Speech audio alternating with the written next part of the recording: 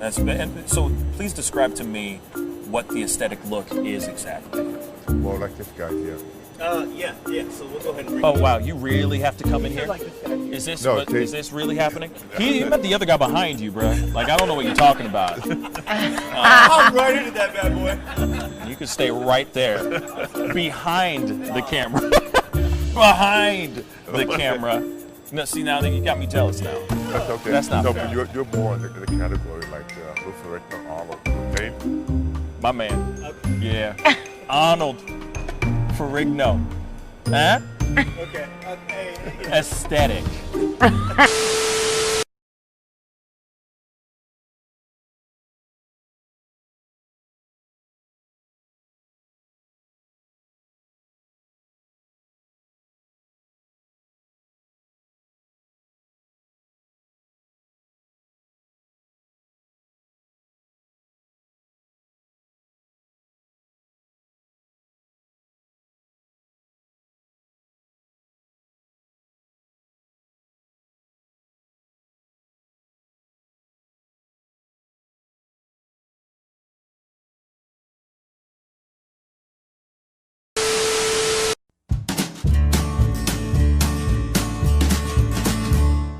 That's great, partner. You two ever go out place everything in its proper place? That does not make sense, but we usually do go. We head to Kroger's, and we work. Oh, yeah. I've got a lady waiting for me back home also. She has the most beautiful scrotum.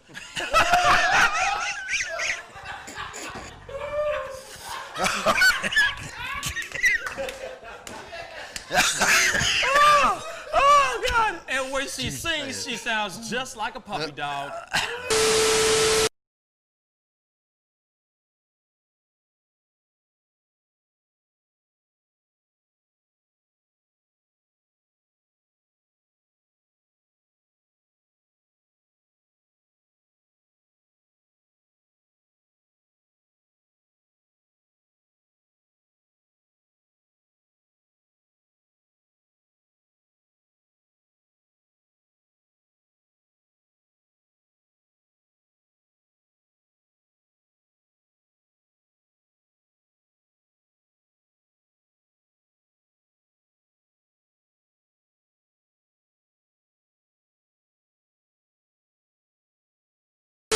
How do you nail a photo?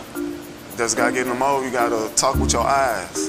Talk with your eyes. Talk with your eyes. You Okay, gotta so have the eyes can you show me a little bit of something, like to this camera? I would love to know how to do this. I just want to know. Well, how I do you do mean, it? Teach the me smile, something. You can get the sexy eyes. Then you know you gotta get the smile. Smile going on some shoes, but you know.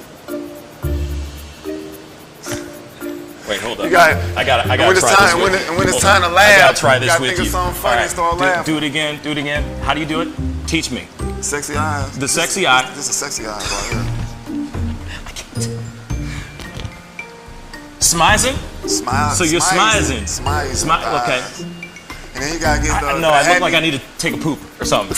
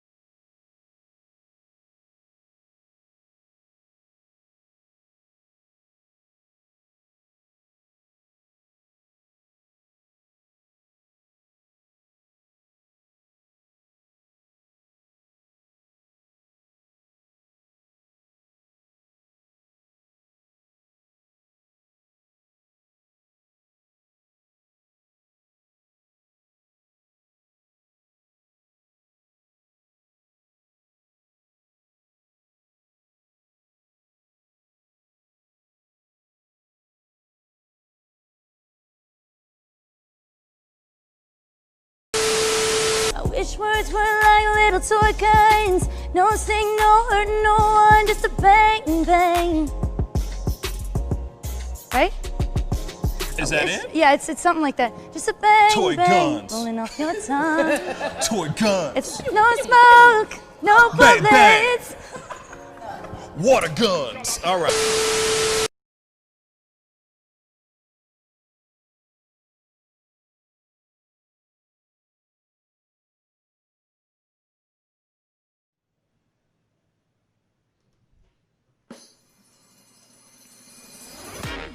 Pascal, you are now rocking with that dude Pascal.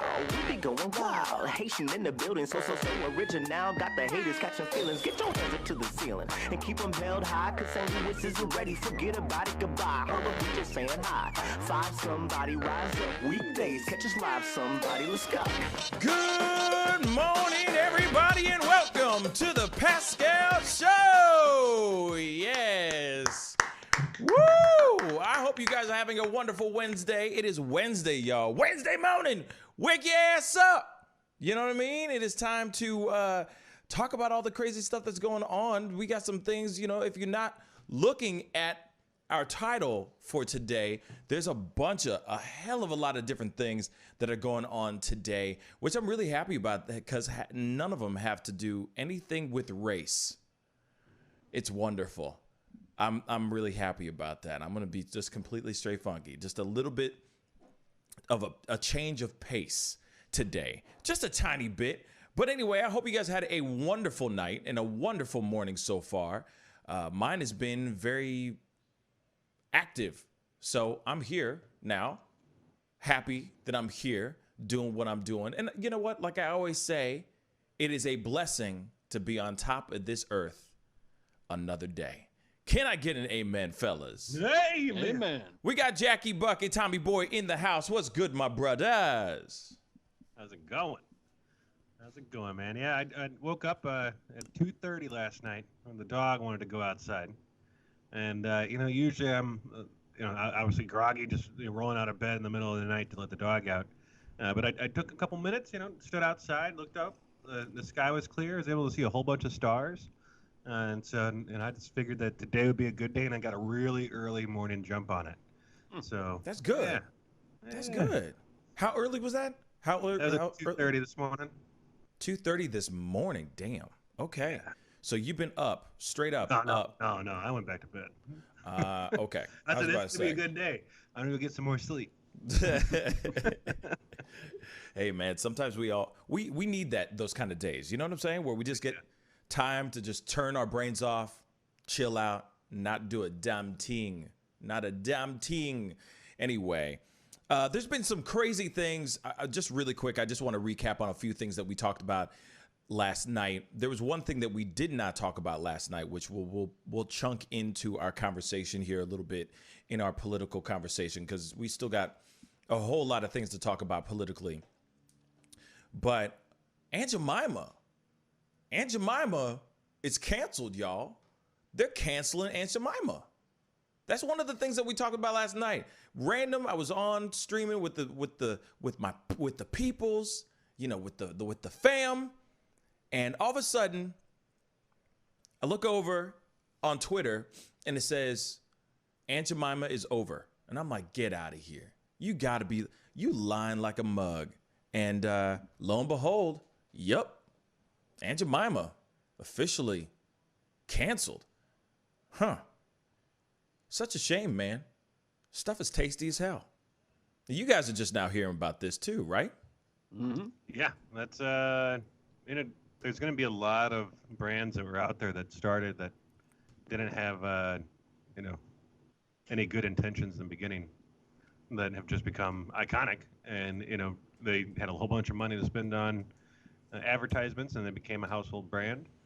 But it's just like the name changing on a lot of sports teams and things like that. When you realize what it means and what it does to people, that there may be a smaller percentage of people that are affected a negative way, but if it's still affecting people negatively,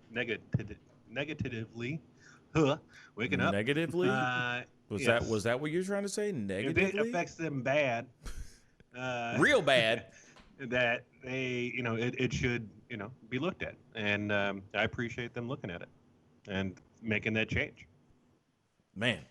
Yeah. No, I'm just waiting for, like, apparently Uncle Ben is right around the corner. I'm waiting for, there's Cantu. Cantu apparently is a white-owned company, but it's product for black hair. So I'm interested to see and it's a very popular brand. So I'm interested to see where it goes, how this whole thing kind of like starts to end up, where this ends up. Real talk. I cannot wait till I see KFC get canceled, because that stuff's disgusting. Real talk. I still don't understand why that place is still running and still making monies. Okay, they're canceling Chick-fil-A right now, which is fine by me. That's okay with me. I've come to terms with it now.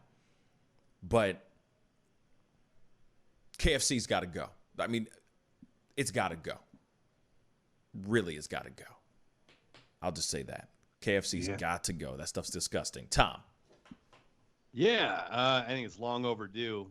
It's one of those things. I mean, most of my adult life, whenever I've been in the grocery store shopping, I'll see Uncle Ben's or Aunt Jemima's and be like, how the hell is that still a thing? Right. It's one of those, it's always confused me. I think even as a kid, I remember seeing it in the store. I'm like, is that supposed to be a slave? Like, right. Yeah. Is that what that is? So, yeah, I think long overdue. If it looks like a duck, quacks like a duck. Yeah. Ellipses. Yeah. So, I mean, it sounds like they've changed the look of Aunt Jemima over time to try and make her look more modern. And I guess try and shake off some of the, disturbing imagery of, having what amounts to either Jim Crow era or slave era African-American woman that would presumably be making the family's meals as the spokesperson. I mean, it's past time for Aunt Jemima to change the brand, change the imagery, change it all. Yeah. Uncle Ben also. Ben, the two of us need love no more. But that was about a mouse, unfortunately. So, yeah. Like I said, that Land O'Lakes. I'm waiting for Land O'Lakes to come through and start either changing out their brand entirely because they have a Native American on the front of it. So I'm wondering about that. They did. I think they did. Yeah. Wait, they did? Bruh, you lying. Hold up. I need to look this up. In like the last couple months, and they got ahead of the curve. I know they did. They made a change. I don't know if they took the Native American off the logo, but they made some change that people stopped buying it because they couldn't recognize it anymore. So I think that they didn't have the image of the Indian in the front. Native American. I got a little bit of Indian in me, so Native American. Yes. Or indigenous people. Something like that, right? Let's see. No, I mean I see the logo still. I still see the logo as is. May 20th. Yeah, they unpackaged new packaging, and it doesn't have the Native American on it anymore. That's what's up. Okay, so I'm seeing images now where it's just Land O'Lakes, and there's nothing in there except trees and a lake. Yeah. And all that. So, okay, that makes sense. Interesting. Okay, so they got ahead of the curve like a mug, y'all. They got ahead of the curve, man. That's crazy. That is crazy. Oh, man. Did you hear? Also, by the way, this is another sidestep, but screw it. We're going there. Did you hear about the cops that were poisoned from eating Shake Shack? Yeah, but they were found where the actual employees aren't in trouble.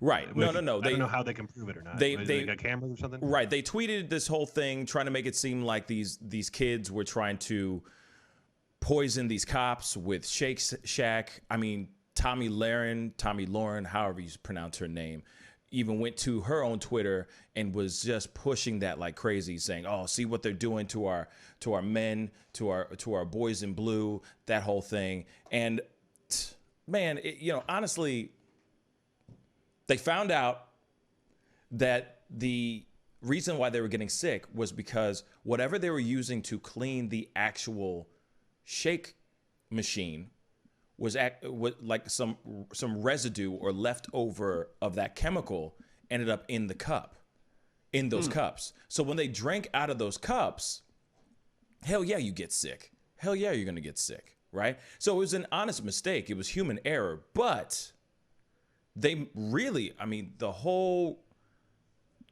right wing, the whole Republican side of conservatism and all that stuff went nuts, getting so upset about them trying to think that these liberal kids were trying to poison cops.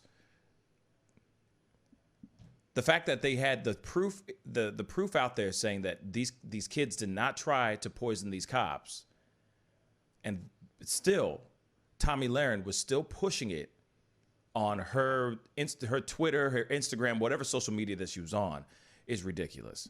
When you already have the proof in the pudding, or proof in the shake, for that matter. Yeah, Did you happen to see the police officer today that was having a meltdown about how long it took to get her? I was just about to talk about that. I was literally just about to segue into that, man. Just about to segue into this. Now the thing is I'm trying to find the actual. I just sent you the video. You did? Thank you. Yeah. Oh, you're the bomb. It's in your inbox. So real quick, since you already ruined the damn thing, so my understanding, I'm going to throw it to you, Tom. So hold on. So I'm going to do it like I usually do, right? Cobb has a meltdown after her McMuffin takes too long. Tommy boy, speak on it. Yeah, there was You're a welcome. police officer that's going viral this morning. I just saw it. It appears that she's from Richmond Hill, Georgia. I mean, of course, don't say anything that she's saying because I'm gonna be playing the video. But go ahead and. Well, you know, she went to go get some McDonald's and took a little long, and well, she did not take the weight well. Let's put it that way. We just caught her straight tripping. Gotcha. In layman's terms, we caught her straight tripping. All right. Yes. Hold up. I'm pulling this up. This is I haven't seen the video, but I'm assuming it's really funny. I hope it is funny. Okay, good. If you ever want to see a woman cry over a McMuffin, here you go. Oh man. Hold on. I think you can go into a variety of Starbucks in the morning and see that happen. Wow. Hold on one second, guys. I might lose you for a second here. Hold on.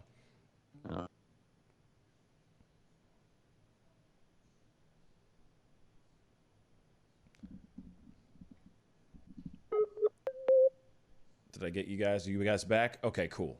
Yeah, we're here. Yep. Okay, cool. Sorry, this thing's tripping. Hold up. Let's try that again. Okay, so it looks like whatever you just sent me is gone. Are you sure? I guess so. Hold up. Let me. That Twitter link? Yeah, that Twitter link. I guess I'm not allowed to see it, apparently. If you could find it on YouTube or something like that, that would be even better. All right. I will do that. Or, hold on, let me see.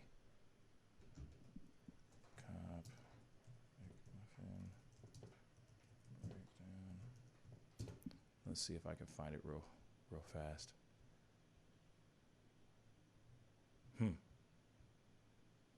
I feel like this lady might be taking Carla's fame of throwing a fit about something.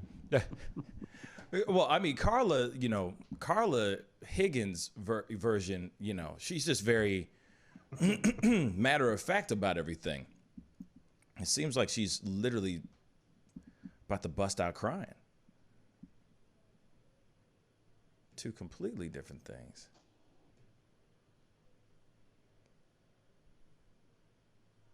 What the heck? Yeah, so I'm having a hard time getting that.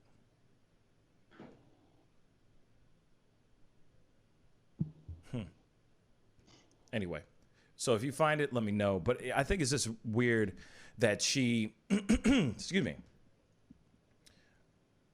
automatically assumes that she's going to be poisoned by her meal because she's a cop. And You want me to share my screen? Yeah, I just sent you a link on YouTube. Great, Pascal. thank you. Hopefully it should work. Thank you. Let's try this again. Might get loud here in a second, guys. Oh, no. Good. Okay. So, we're going to watch this. It's about 2 minutes long. I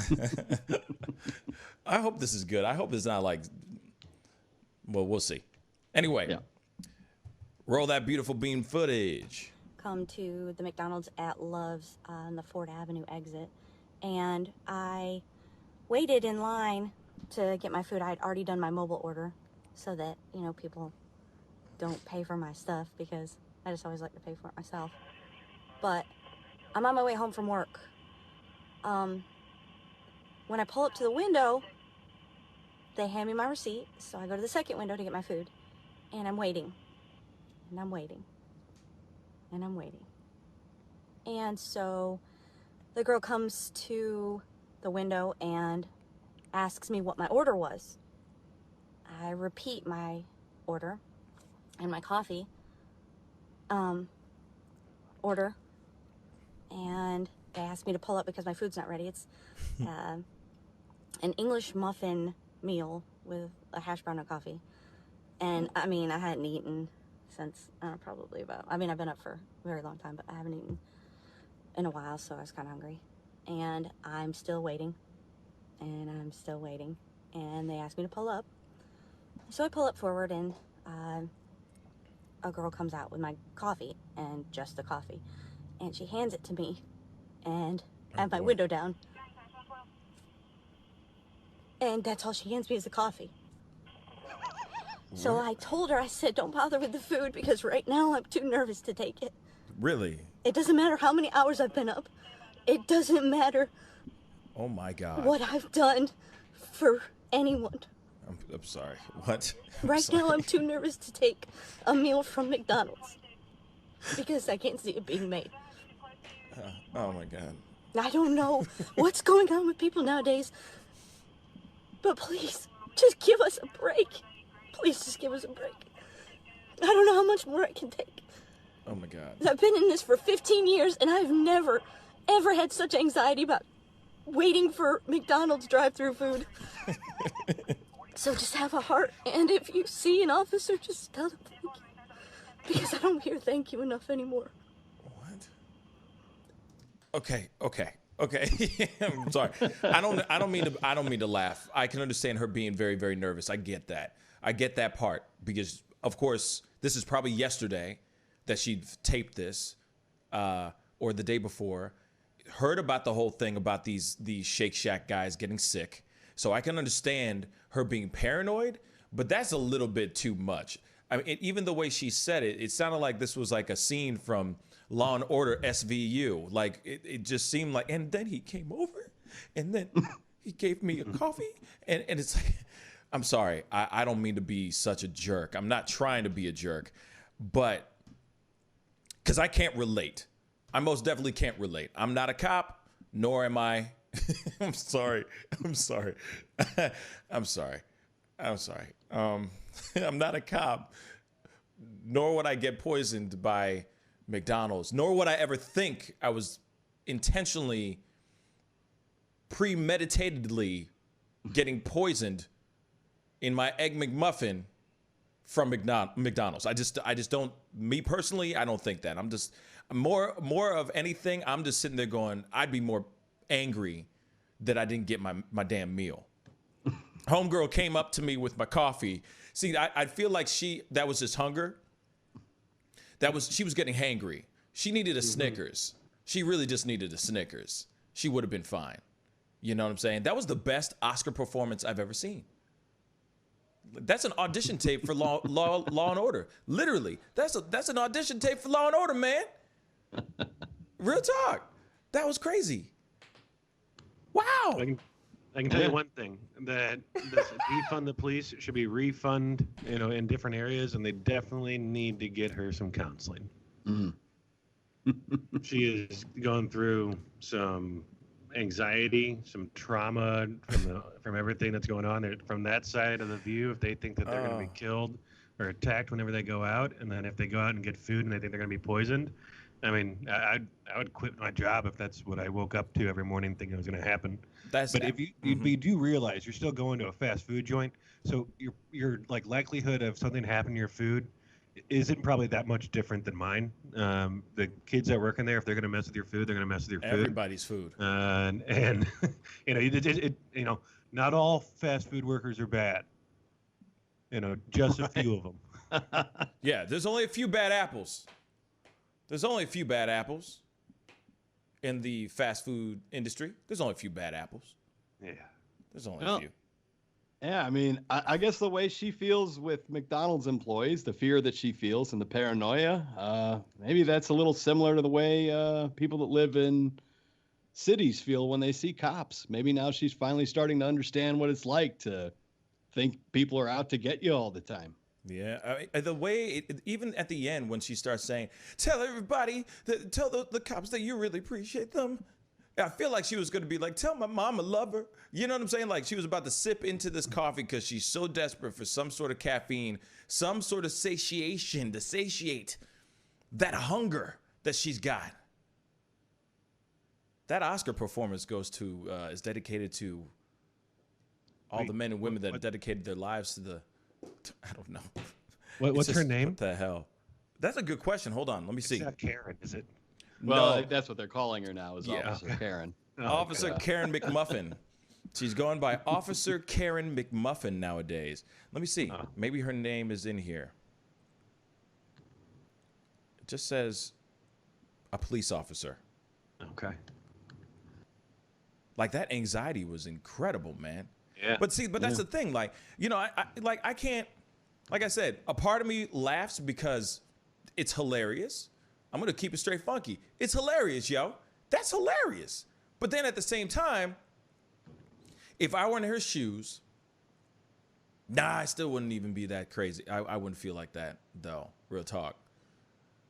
I wouldn't be that paranoid. But if I were in her shoes and I heard about the whole Shake Shack incident, that these cops had to go to the ER because they were that sick to their stomach, that poisoned, I would be paranoid. But then I would be like, no, they may have just messed up your order. They may have given you a sausage biscuit instead of an egg McMuffin. They have to, you know, cook it. And damn, man, sometimes it's best when you have to wait because you get that ish fresh as hell, like hot off the grill. You know what I'm saying? So I'm just like, man, that's a win-win in my personal opinion. All right, fine. If I got to wait for 5 more minutes, bet. That's fine. It's just 5 more minutes. What are you going to do? You're going to be sitting in your particular spot just, you know, gunning people down with your speedometer. You know what I'm saying? Like, come on now. Come on. I mean, she's supposed to go out every day and face potential criminals, where she might be shot at or had to face a violent situation, right? So and she's having this type of anxiety there at a McDonald's drive-through. Whereas, what if the workers were like, "Hey, let's get this police officer a nice warm McMuffin. Don't give her the other one that's been sitting underneath the heating lamp. I'm going to make her a fresh one real quick." I mean, what if the intention inside was completely opposite, and it was to get her a nice, fresh, hot food? Yep. I mean, that's but I mean, if you can't deal with that situation, she literally should not be out in the squad car right now. She needs to go and talk to a counselor. Yeah, absolutely. See, and that's the other thing. It's like, okay, if you're mentally going to break down like this, like I'm just piggybacking off of what Jack just said. If you were going to have a mental breakdown over an Egg McMuffin, what if you're in the ish? What if the ish hits the fan? Are you going to be mentally prepared for that? You're tripping about an Egg McMuffin. Real talk. And that's why I say, like, you know, these psych evals, these like a routine mental psych eval or some type of routine checkup, I feel needs to happen more often.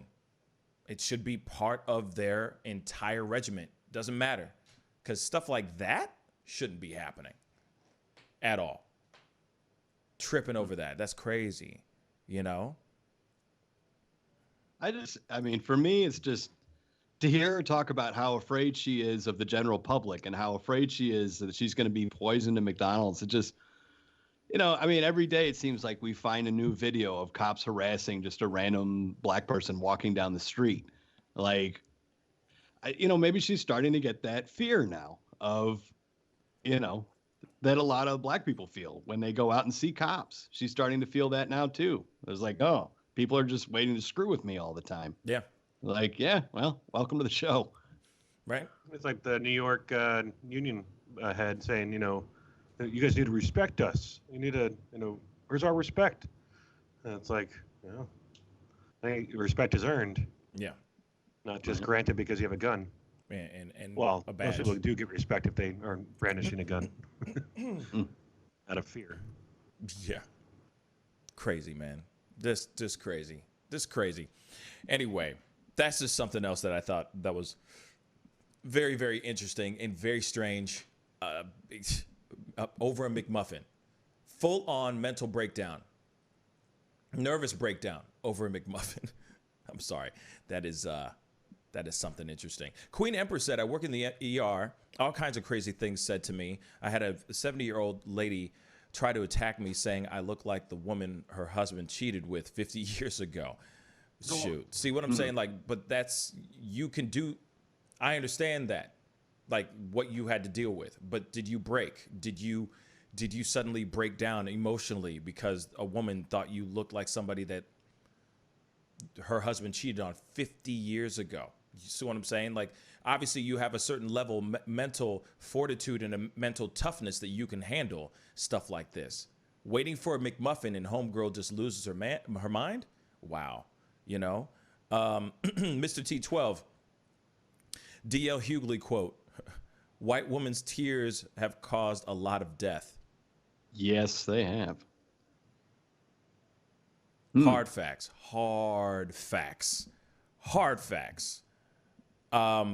But anyway, just very interesting.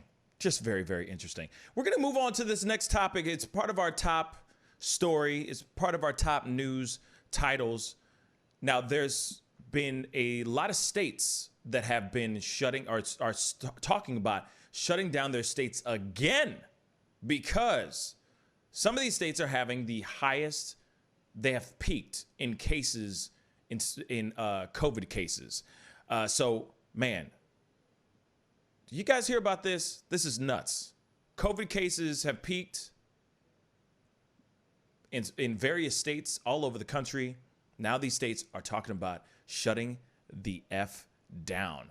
Tommy boy, what up with thee? Yeah, there have been, I think, Florida, Arizona. There have been states where they've started reopening. Florida, Texas, and Arizona have started seeing daily records for new cases. So the states are among 21 across the nation, seeing increasing trends in new cases from one week to the next. More than 2 million people in the U.S. have now been infected with the coronavirus, and about 116,000 or so have died. So it looks like it's coming back around again, at least in some of these states. Yeah. Now, the thing is I'm going to put this out there. This is my question to all y'all before we go into this discussion. Do you think that it was the right time to open up the states, or should they have stopped and waited and seen what was going on first before they open up the states? Comment down below and let us know. Fellas, what are your thoughts on this? I think that they prematurely opened the states 100%. I mean, China shut down before us, and we're closed down for longer than us. We jumped in the middle of it, said, everyone's bored now. Let's go ahead and make sure everyone can get back out. And there was an uprising of people that were showing up at state capitals with guns saying, you can't make me wear a mask, you can't make me stay home. It just went a little bit too quick, and it's going to be, I think we talked about it right when it was happening. I said, okay, we're just going to wait now, and we're going to see a second jump in cases, because it wasn't like China opened up and people are still going out and being responsible and wearing masks and doing social distancing. We opened up and people went to a pool party and were literally on top of each other. Yeah. Actually, we weren't even really officially really opened up yet, and everybody was all butt naked on top of each other. But I'll say this, though. Apparently, any person that's asymptomatic cannot give somebody the Rona, allegedly. That's incorrect. That's incorrect? Incorrect.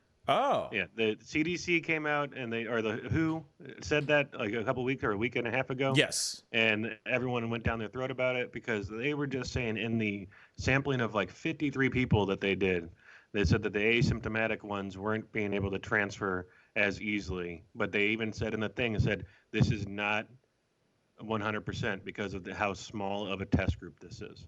Interesting. And yeah, but then also people, there's a thing that came out of Texas where a lady 10 weeks ago got coronavirus, was in the hospital, got better, went home, went back last week, had coronavirus again. Damn. Back in the hospital. Damn. Really? So they don't know if she re-caught it or if it was just never left her body fully. And it was sat dormant, which is even scarier. So then if you can get it, now if it just, you can't eradicate it from your body, it just sits there until it wants to come back and reemerge. It's kind of like getting chicken pox and then 40 years later getting shingles. But I mean, True. Or it's like herpes too, if you really think about it. Stays dormant it could be dormant forever, and then all of a sudden flares up out of nowhere. I mean, those things. I mean, if coronavirus is like that, wow, that'd be really, really bad. That'd be really, really bad. It'll just be popping up randomly all the time, and you'll just never know. And then it's like, how do you stop people from being able to go and live life if they've had the Rona? And then how do you know fully if it doesn't flare up? You see what I'm saying? Like, man, that's scary. That's hella scary, man. That's hella scary. Yeah. Tom. Yeah, I mean, I'm just looking here at the states where coronavirus cases are increasing week to week. Yeah, because I see you looking, so I'm like, okay, what does he see? What does he know? What did he know? Right. Tommy, speak on us, damn it. What's going on, man? I want to live. All right. I'm just going to rattle these states off real quick because there's 21 of them. These are the states that are seeing upward trends in new cases. Alabama, Alaska, Arizona, Arkansas, California, Delaware, Florida, Georgia, Hawaii, Kansas, Oregon, Louisiana, Montana, Nevada, North Carolina, Oklahoma, South Carolina, Tennessee, Texas, West Virginia, and Wyoming. Damn. That's where they're seeing an uptick? Yeah, that is where they're seeing an uptick. A lot of southern states, a lot of Trump country in there. Yep. A lot of people that maybe weren't taking this thing too seriously. A lot of rural kind of states. And the states where they see a downward trend are Colorado, Idaho, Illinois, Iowa, there's Kentucky, Maryland, Massachusetts, Michigan, Minnesota, Missouri, Nebraska, New Hampshire, New Mexico, New Jersey, New York, North Dakota, Pennsylvania, Rhode Island, Vermont, Virginia, and Wisconsin. Those are where they're seeing downward trends. So, I mean, it seems like this is kind of a more rural wave of this hitting. That it's hitting more, hitting more rural areas now. Yeah. Because everyone is starting to travel. Everyone's starting to travel. Everyone's starting to pass through, doing road trips. So I can see something like this happening very, very easily in these rural towns. It's hard to say rural. The rural juror. The rural juror. But anyway,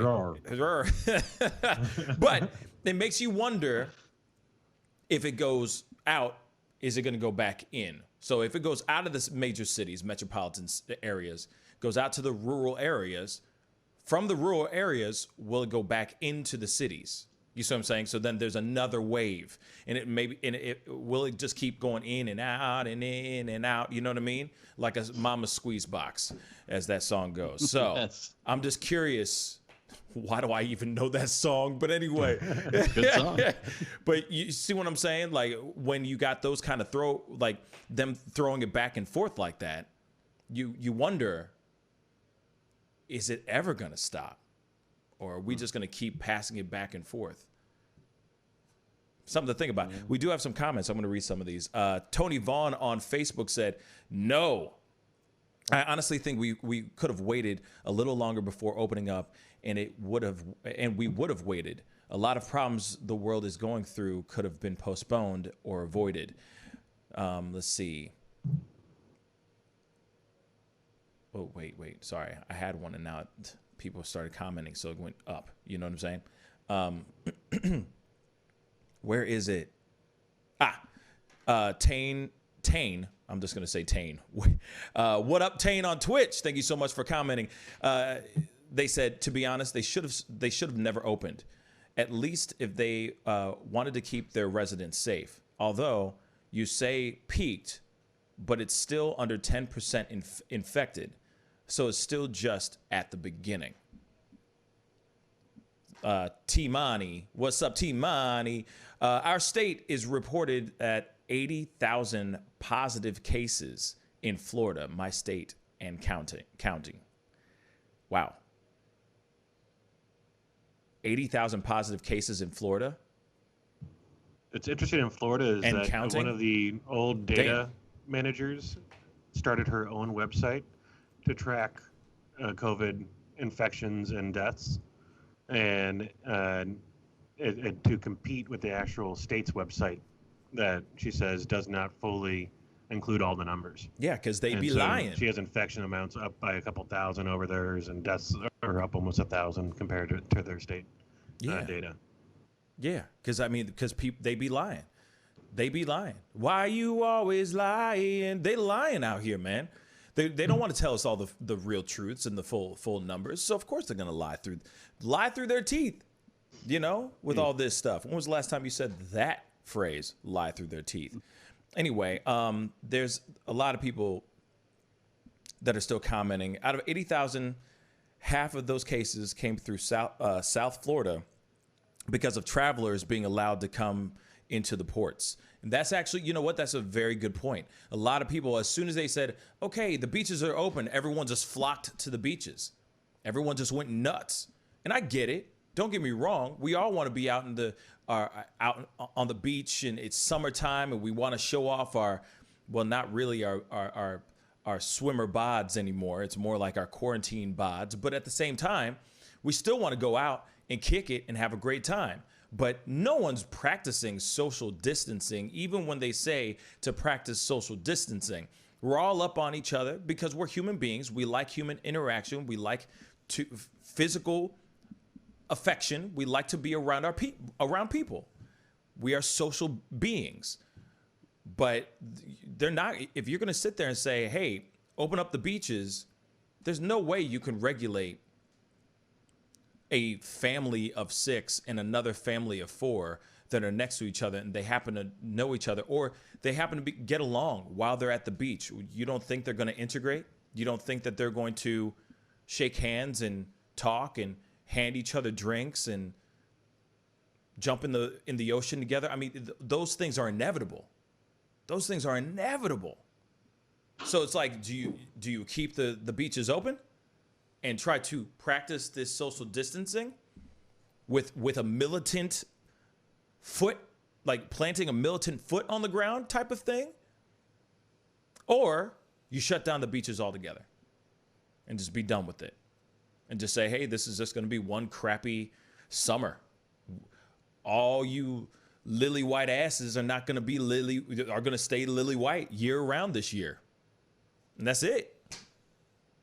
See, I already have a perfect tan. So, just saying. Sunbathing, I need not. So, I'm just curious. I'm very curious about that. What do you do about that? Because you can't sit there and shut down a state or all of them all over again. Do you realize what's gonna happen if we do a second shutdown? Then on top of that, let's not forget only just the beaches and the fact that we're all going to pool parties and we're going in, kicking in, we're getting half naked and having a blast. And even though girls are wearing trikinis, it still doesn't matter. You know what a trikini is. A trikini is a bikini, but you're also wearing a face mask. Trikini. Those are literally trending. Those are literally a thing where it's like a matching face mask that matches your bathing suit, or your bikini, right? So you can only do that for so long, to the point where, I mean, it's inevitable. People are going to be jumping in pools, swimming together, doing whatever they need to do. So the other thing I want to add in, outside of just going to pool parties and stuff, the protests. Everyone's banding together. Shoot, I was just a part of a whole bunch of them myself. We're all banding together. A lot of people were wearing masks. A lot of people were using hand sanitizer. It was very communal, but I can't speak for every other protest that's going on all over the country. So we're all banding together, and we're all on top of each other, even in those moments too. Then, of course, you see all these videos of Karens and Kevins and racist sons of bees running around, spitting into people's faces, screaming at close proximity. Social distancing does not exist when you're screaming out racist words or when you're getting in somebody's face, literally. So it's like, what do you do in regards to all of those things? Because protesters aren't going to practice social distancing if they're banding together and trying to fight against demand. So what's the right way? What's the right approach? What's a way to stop this from happening? Comment down below, and fellas, I'd like to hear your thoughts. I mean, the only way you can really shut down everything again is if you are able to give money and figure out like rent payment, mortgage payments, utilities. I mean, it really is. You can't shut it all down again and then expect everyone to be okay when half the people still haven't gotten the money from the first time, and they haven't been able to go back to work. If it's the government shutting everything down, the government should come up with some way to take care of the people, to make it to where they can stay inside and make it to where they can stay home. And there's other countries that have done this. They've implemented things that they knew that this was not going to be a 1.5 month to 2 month, 3 month issue, that this was going to be a year-long, if not longer, pandemic. And it's like, oh no, it's just a pandemic. We'll get over this pandemic in 2 months. And it doesn't happen like that. So, I mean, I don't know. The only way that I see it actually being able to fully shut down and not have any issues is if, there's checks that are going in everybody's bank account every month, kind of like some of the bills that are being put together. Everyone's like, well, how are they going to come up with that money? Well, I guess defund the police, and then we'll have all that money. Wiggity word. No. Seriously, that's probably what he's thinking. That's probably why he's totally down for the reform, the police reform bill, all that he's doing right now. That might be one of the reasons. But like we were talking about last night, he's playing a much bigger game than what we are seeing. Obviously, there's a lot of things, inner workings going on behind closed doors in the White House. He comes out and says one thing, but he's doing something completely different behind the curtains. So I don't know. Some people, we always keep saying he's playing chess. He's playing chess, not checkers, and I get that. I do. I get that. I'm not saying I agree with his policies and how he approaches things, but still, we don't fully know what's going on. So that's a good point in regards to that. Maybe him going down that way. You know what I mean? Tom, what do you think? Yeah, I mean, where to even start? Clearly we weren't ready to reopen. And even before we did reopen, everybody was saying, oh, we'll probably have to shut down again. But again, we probably will need to shut down again come fall or winter. But as Jack was saying, we're not going to be able to do that unless there is a substantial money going to people that are going to be out of work.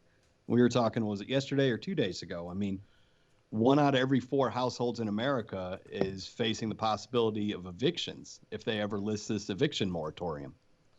So, yeah, we might need to be shut down again, but we better have a good plan in place to keep people from falling through the cracks, or else we're going to have a massive homeless population on our hand to deal with, in addition to the pandemic. Yeah. So, yeah. But then it's like, so then what do we do? What do we do? Or what can we do? Obviously, I understand that we don't run the world. You know what I'm saying? We like to think we do. Yeah. I mean, because it's apparently Beyonce says girls run the world. So moving on from that conversation. So that conversation's already been done. She sang a song about it. Who run the world? Girls. So we already know that. So moving on. What do we do? And nobody laughed at that. I hate you both. I hate you both. No, it's all good. Not even, over here. It's delayed. not even a damn chuckle up in this piece, man. Damn. Anyway, moving on. You guys don't even know the song. Probably that's what it is. That's probably what it is. Anyway, I just don't agree with the sentiment. I think the 1% runs the world, but. Who run the world? The 1%ers. Hey, Beyonce needs to make that song because she is a 1%er. Anyway, or she's at least married to a 1%er. But anyway, moving on. So random left turn there. Sorry, guys. But I understand that we're not going to sit here and we don't run the world. We don't have the full answers of everything. But it's like, what could we do? What could we do to stop or control this outbreak, control this pandemic? I understand that there's a lot of people that are, and there's a lot of people who are on this, who watch this show, and I love you all, but a lot of people are following what Trump says. A lot of people were very, very adamant about opening the doors and opening their cities and states because of what Trump was saying. Trump was very, very adamant about opening up the states because he wanted to get the economy back up and running again. So it's like, how can we do this without everybody getting sick and destroyed by this pandemic, and still be able to get police reform, get everything that we want, changing the way we look at systemic racism, acknowledging it at least, fixing those things, reforming certain things, working on the structure, the social structure of this country without us getting sick? How can we do that without actually being out there? If we're all locked up in our homes, how can we effectively do that? Vote. Do you start? Vote. At first I thought you said to hope. No. I'm just so happy I have, I for some weird reason, like you and me, Tom, we're sharing the same brain right now. We're sharing the same brain. I'm surprised we're able to talk and form words right now. But yes, that's why I'm saying that out loud. There's other ways that we can do what we need to do without actually having to be out there and getting sick. Because I'm not sitting here saying that I'm against the protesting. I'm all about that life. You know, I'm about that life. But if everyone's getting sick and and we still have a pandemic going on out there, what's another way that we can do it? It's through voting. It's through using our social medias. It's using our platforms in a way so that we can get those things out there. But like I said, that's not going to be the end all and be all of it. People still want to get out, and they still feel like their voices need to be heard physically, by physically being out there in the streets, by Chaz existing. Actually, could you check up the Seattle's cases? I'm just curious, because Chaz is there. Chaz is going on, and they're all up in this thing. You know what I'm saying? Mm-hmm. They're all living on top of each other-ish. They're not quarantining at all. So are we having the same issues over there? Are we having, a peak in a spike in cases over there as well, as far as COVID goes? They haven't been there for like 2 weeks yet, though, or 3 weeks. That's true.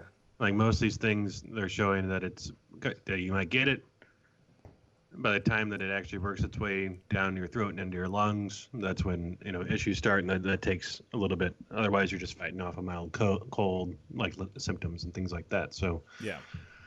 I don't think we'll be able to see until probably next week or so.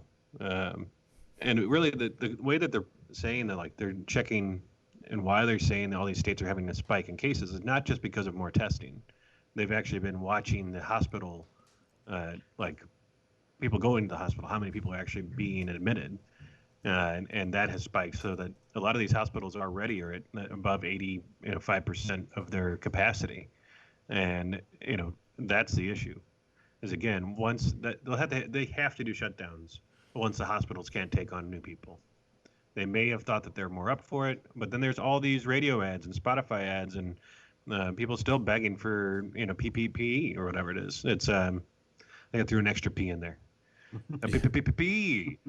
And but if they can't get that still, and we never really gave that direct industrialized movement to all the different corporations to build more ventilators and to actually create more masks and gloves, and if we can't prep the hospitals and people go into the hospitals, we're going to be back here again very soon. If we keep on doing this, it's going to, kind of like Groundhog's Day, but every 3 months. Yeah. Don't drive angry. That's a very good point. Man, it just sucks. It's just there's no full answer to it. There's no full answer to it, and the only thing we can do is just figure out what we need to do from home. Now, I know Missouri is still decent, right, Tom? Like as far as the cases and everything? Missouri overall cases are on the downward trend for now. Okay. But, okay. Yeah, I mean, again, we've seen all this can change on a dime. Yeah, it's crazy. The only way to really stay on top of it is to stay on top of it. Yeah. Yeah. St. Louis just opened 2 weeks ago. Mm-hmm. Yeah, it's like 2 weeks. Something like that, yeah. I lie. About 3 weeks ago. I thought I thought St. Louis opened up in the middle of May 15th or something like that. So it's been a month. Right at 4 weeks. So it's been about a month. And so far we haven't heard anything in regards to anything crazy. Those people that went out to that party, that Lake of the Ozarks weekend, Memorial Day weekend, they didn't do anything crazy. Maybe they're the ones that all left and brought it back to all the rural areas in different states. That could be it too. It's not just like everybody from Missouri just goes to Lake of the Ozarks. I mean, it's a pretty large attraction. And then if you got everybody that's home and not in school, you have a lot of college-age kids and high schoolers that are also home too, and wanting to go see their friends. And the city, it's open. I'm going, Mom. Like, yeah. I mean, and that's the other thing. Lax Paint just asked something, which is a very good question. Which countries are going to allow American visitors? And I'd like to know as well, because I would assume that here it is.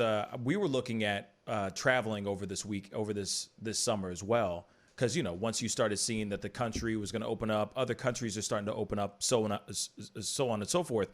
You see that.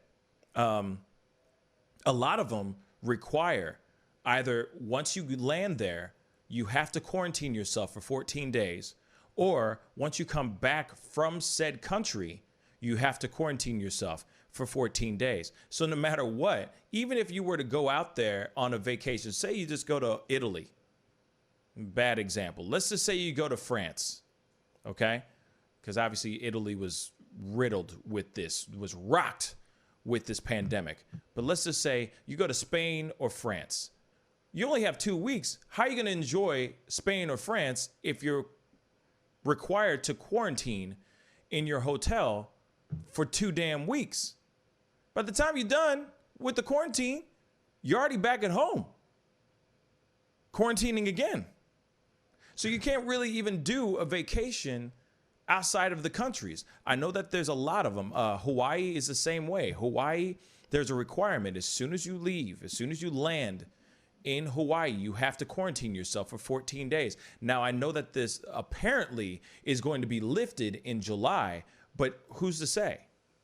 If there's another wave of this sickness, this virus, who's to say that they're going to lift that in July? They might hold tight to that till next March. You never know. Mark Pope just said on YouTube, thank you, Mark Pope. Welcome to the show. And definitely comment down below and let us know where you're commenting from, because he's a new name.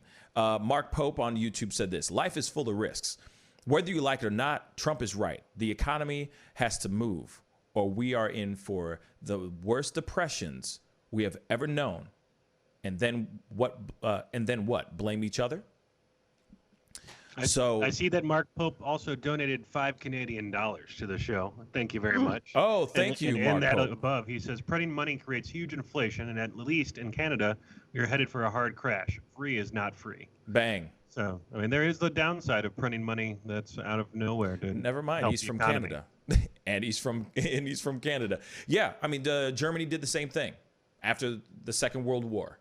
They printed a crap ton of money because they had to pay off debts, and it only caused inflation, and the value of their dollar went into the poop chute. So I'm trying to keep it clean. I'm trying to keep this whole thing clean. Right in the poop chute. I'm trying to keep it clean. I'm trying to keep it clean in the poop chute. I don't know what I'm saying. Please forgive me, y'all. Come on now. Tom, you're having way too much fun with this. I hate you all. I hate you all. Both well, y'all. it was just great to hear you get to the end of that sentence and you're like, oh, I can't say what I want to say. Went into the poop chute. Oh, that's great. Boy. I do that all the time on this show where it's like, oh, wait, the only thing that's really going to get across my point is this curse word. And now I can't say it. And I got to all of a sudden I got to sound like Joe Biden saying like cockamamie or this, yeah. You know. My wife, my daughter, my wife. You know, I told you, massage my knees. Darn stuff. Massage my knees and then talking about holding shaving my thighs and but I can't even talk anymore because the time is up. That's basically Biden for you in a debate. Anyway, Lax Paint said Trump gave massive tax cuts to the people at the top. He is not right. This is an opposing text or opposing comment. He needs to take responsibility for his errors. Yeah, I mean, the thing is I see both sides. I can see both sides. I understand that the state, the country needs to open up because we all need to make the monies, okay? I get it. We all need to secure the bags. But at the same time, though, how can we secure the bags if there's a pandemic rolling through? Like, it's crazy. It's like this weird, it's like this boogeyman, you know, that's just invisible. You can't see him, but he's coming out to get you. You know, this is what Tucker Carlson should have been talking about. Instead of, he should have taken out Black Lives Matter, that phrase, and just put in coronavirus and called it a day. He should have been like, coronavirus is coming to get y'all. Hide your kids, hide your wives. But instead, he decided to use Black Lives Matter instead. This is the thing that we all are concerned about. That's the thing that's eradicating us. That's the thing that's getting us sick and people are dying. That's what the thing we need to be worrying about. But then it's like, how do you do? What do we do about this? What do we do about this? So that everybody can be happy. Have their cake and eat it too. Economy's up and running. I mean, yeah, if we don't have our doors open, if we don't get our country open, yes, what Mark Pope said just a second ago, absolutely. We are headed towards disaster. And there's only so much. There's only so many handouts we can get from the government. At least that's what I think. But at the same time, $1,200 ain't ish. That is poop shoot money. We gave out the largest amount of money for tax breaks and to benefit businesses, and then typically the Small Business Association will share information about who their loans go to and this and that. All of a sudden now they're not, and so there's all of this money that went out to places, and then now there's reports of congressmen and women that had applied and gotten plenty of support for their businesses or family members' businesses. Whereas there's a whole bunch of people that are across America that, applied and didn't even get their application looked at. So it's, I don't know, it's pretty interesting to think that, they gave some money to people, they gave a lot of people a lot of money to some businesses, and then now we can't track it to see where the money for the businesses went to. So yeah, it's kind of sketch. Yeah, it's hella sketch. Hella sketch. Let's see. Mark Pope just said something. He's from BC, Canada, land of the free money. Canada Canada in the last 5 years is an example of what not to do, and sadly, many here will suffer greatly because of it. Wow, last 5 years is an example of what not to do.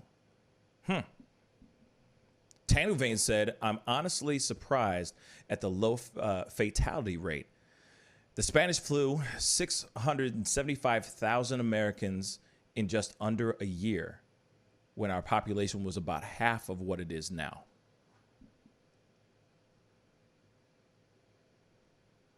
Man. Nikki, and she's in San Antonio, Texas, by the way. She says, "Please pray for me. I'm a little scared. They just told us that we have to wear masks without question."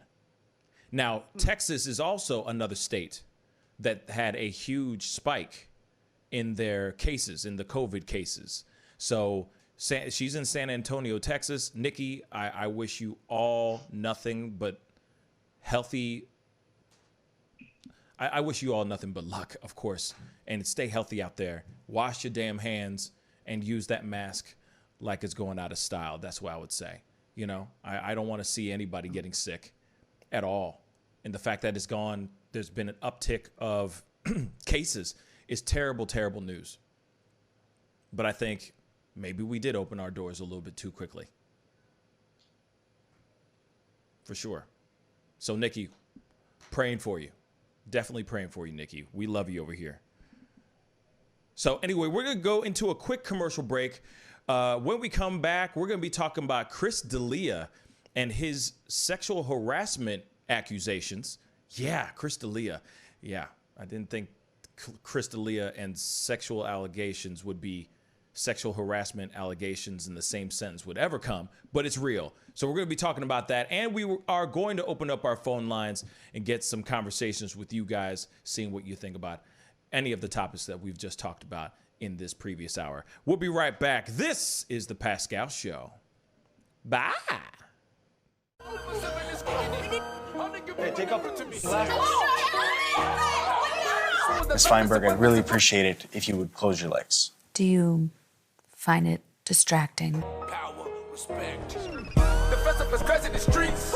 Deception, the fakers and leaks. Entertainers are trucking for tweakers and losing their self because their loves are unique. All of us under surveillance. There was a feeling that made it. Half of them stumbling around and they faded. They live in the world that's degraded for people that's constantly hated. But you see how he makes these S's in his body right here? That's where he's hanging on, and then he's moving forward with the locomotion of his ribs. That is classic Missouri rat snake right there. So I'm gonna go ahead and grab him before he gets into a hole. Now, these snakes are not biters. They won't bite as long as you don't squeeze them. If you just stop them like this, it'll freeze them, and then you just gently pull them back. As long as you don't squeeze them, they won't bite. Yo, Mike, what's up, man? Guy? Good to see you, man. Yeah, so Sugar Fire. Yeah. Fully open, right? Yeah, we're pretty much open. So you can't sit inside yet. Monday you can sit inside a little bit.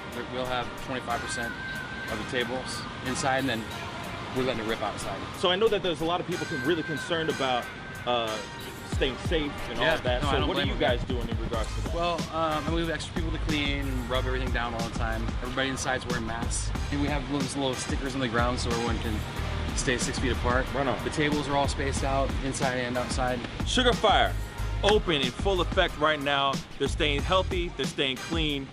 Go get you a rack of ribs. Sugar Fire, open right now. Thanks.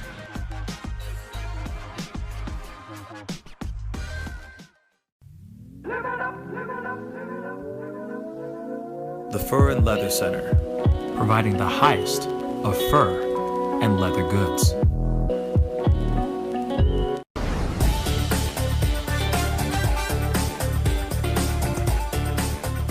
You're gonna perform I'm sorry, tonight. I can't make this interview boring because this No, it's man not is boring. too exciting as a host. And I'm truly saying this, and if y'all can't do this, me and this man here is gonna leave and go somewhere else where we can get some love. I want everyone in the building to say, I love Pascal on the count of 3. 1, 2, 3. Wow.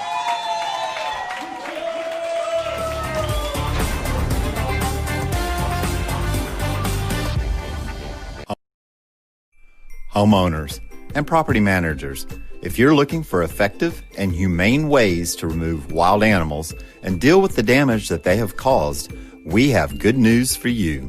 Introducing Wildlife Command Center, a professional nuisance wildlife management company specializing in providing animal removal for residential, industrial, and commercial clients.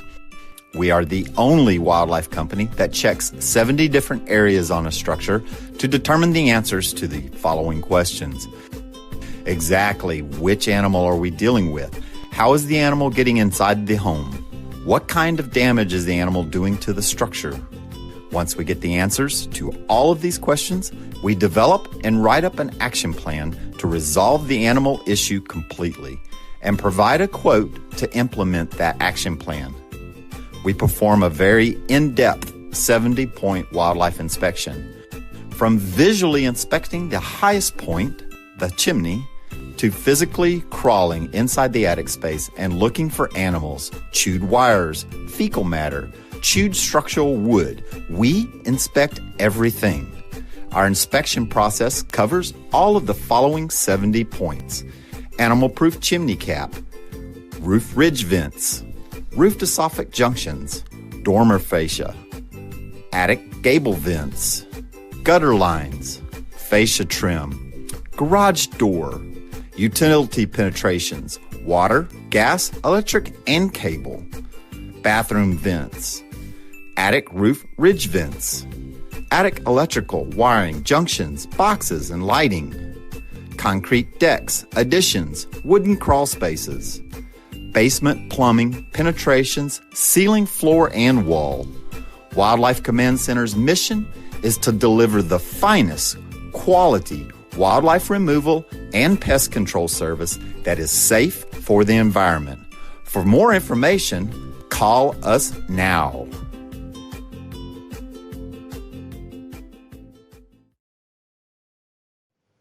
Hey, welcome back, guys. Thank you guys so much for tuning in. And if this is your first time checking out this show, please go hit that subscribe button on our YouTube channel. That would really mean a lot. And of course, hit that like button underneath this feed if you're enjoying the conversation. That would be incredible. You know, we do this every single day, Monday through Friday, 9 a.m. to 12 p.m. Central Standard Time.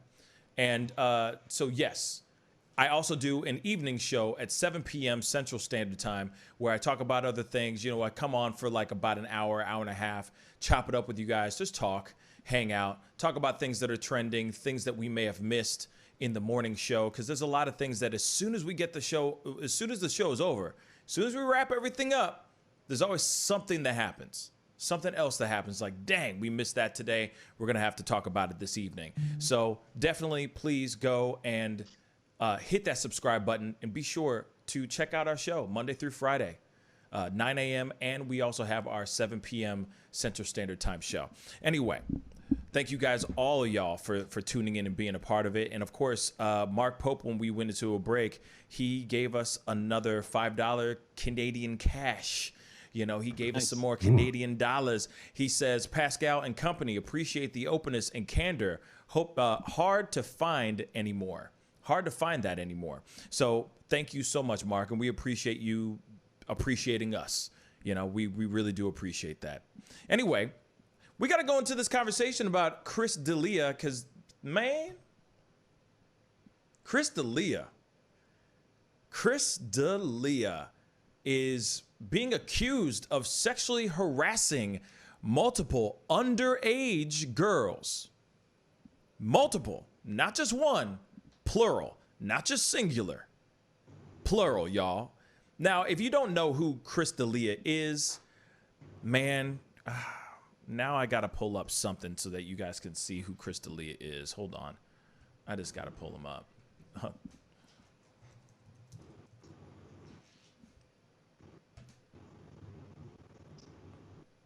Let's see. Chris D'Elia. Hold up. If you had to roast Chris D'Elia, what would you say he looks like? He looks like an eagle. Pedophile. Oh. Oh, come on. You got to give the dude the benefit of the doubt. Just a little bit. Just a little bit. Not really. I mean, you don't have to do anything you don't want to. But, hold on. Sorry, guys. I'm just trying to find something. Ooh, that was loud. A pedophile. I'm done. He looks like an eagle. To me, he looks like an eagle. Like an eagle? Yeah, he looks like an eagle. He looks like a bird.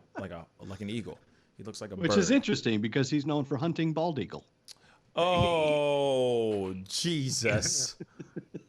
Oh, Jesus. Careful. That might come back and bite you in the butt, man. Careful what you say.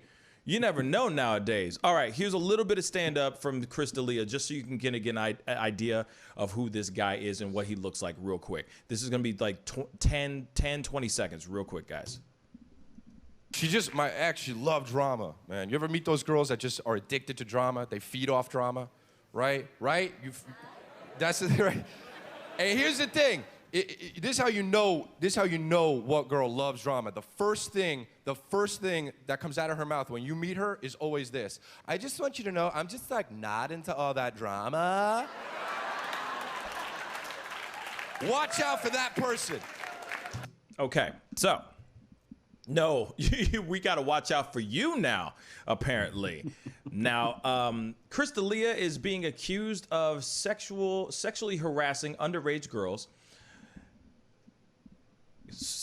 Multiple women when they were underage, and I guess he was grooming and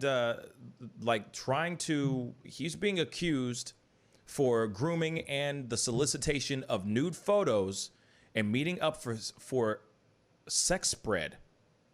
What? Anyway, meeting up for sex. Okay, so on Tuesday, a Twitter user by the name of Simonis, who uses the handle Girl Power to Be Honest, or TBH, started a thread in which she shared several screenshots of DM conversations alleging to be between herself and D'Elia when she was 16 years old in 2014.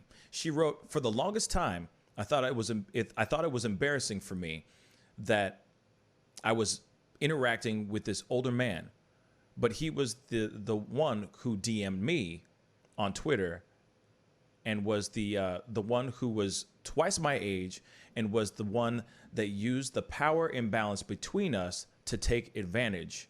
So F Chris D'Elia." Interesting. So she goes on to say something else. "I still can't believe Netflix cast Chris D'Elia as the pedophile in the second season of You. Like, the literal irony." Now, if you don't know, Chris D'Elia is an actor. He's a comedian, as you already saw. He's doing his stand-up there. He's got a pretty popular podcast called Congratulations. I think he's pretty funny. I actually think he's not so bad. I wouldn't say he's the greatest comedian in the world, but he's just random. You know, he's random and he's quirky and people like him. He also has played he also was an actor. He's been in a bunch of TV shows, but on Netflix, in the second season of this very popular show called You, which is actually pretty good. Go check it out. Chris D'Elia actually plays a pedophile in this show. Now, people are sitting here saying, oh, that's really interesting. He's playing a pedophile. Maybe he's, art imitating life. This is the second time You, in the second season of You, is the second time that he has played a pedophile. Interesting, right? Mm-hmm. Very strange. So, in another tweet by Girl Power TBH, it says, I'm also definitely not using any underage girl he did this to. Just an FYI. For the longest time, I thought this was just a funny story to tell at parties when I realized what happened isn't normal, and that he was and could be doing this to younger girls. It's now my job to say something. So, one really long-ass run-on sentence. I'm sorry. There's no commas, no periods, no nothing. So, I'm just reading it run-on sentence. So, yeah. So, another Twitter user claimed that the only reason she never ended up with meeting D'Elia was because she got a boyfriend her own age. So I guess he was really trying to get something going down. They were going to meet up, but then I guess Kismet, she found somebody that loved her that was 14 or however old she was, 16 years old in 2014. So, yes, allegedly, Chris D'Elia was going down in the DMs with some 14, 16-year-old girls. And, he's being accused of sexually harassing multiple underage girls. Y'all, what do you think? I've never really been a fan of Chris D'Elia. We were talking before the show. I don't think he's funny. Just from a professional standpoint, I don't think he's never really made me laugh. But I've also always gotten kind of a sleazy vibe from him that I don't like. And a lot of the comics that I do like and respect have either said with no uncertain terms, even before this happened, that they weren't really big fans of D'Elia, or have alluded to very strongly the fact that they don't really respect him all that much. And there have been, people today, you'll notice today on Twitter, there aren't a lot of comics flocking to his defense. Usually, I won't say usually in a case like this, because this is obviously very unique, but, comics are a tight community.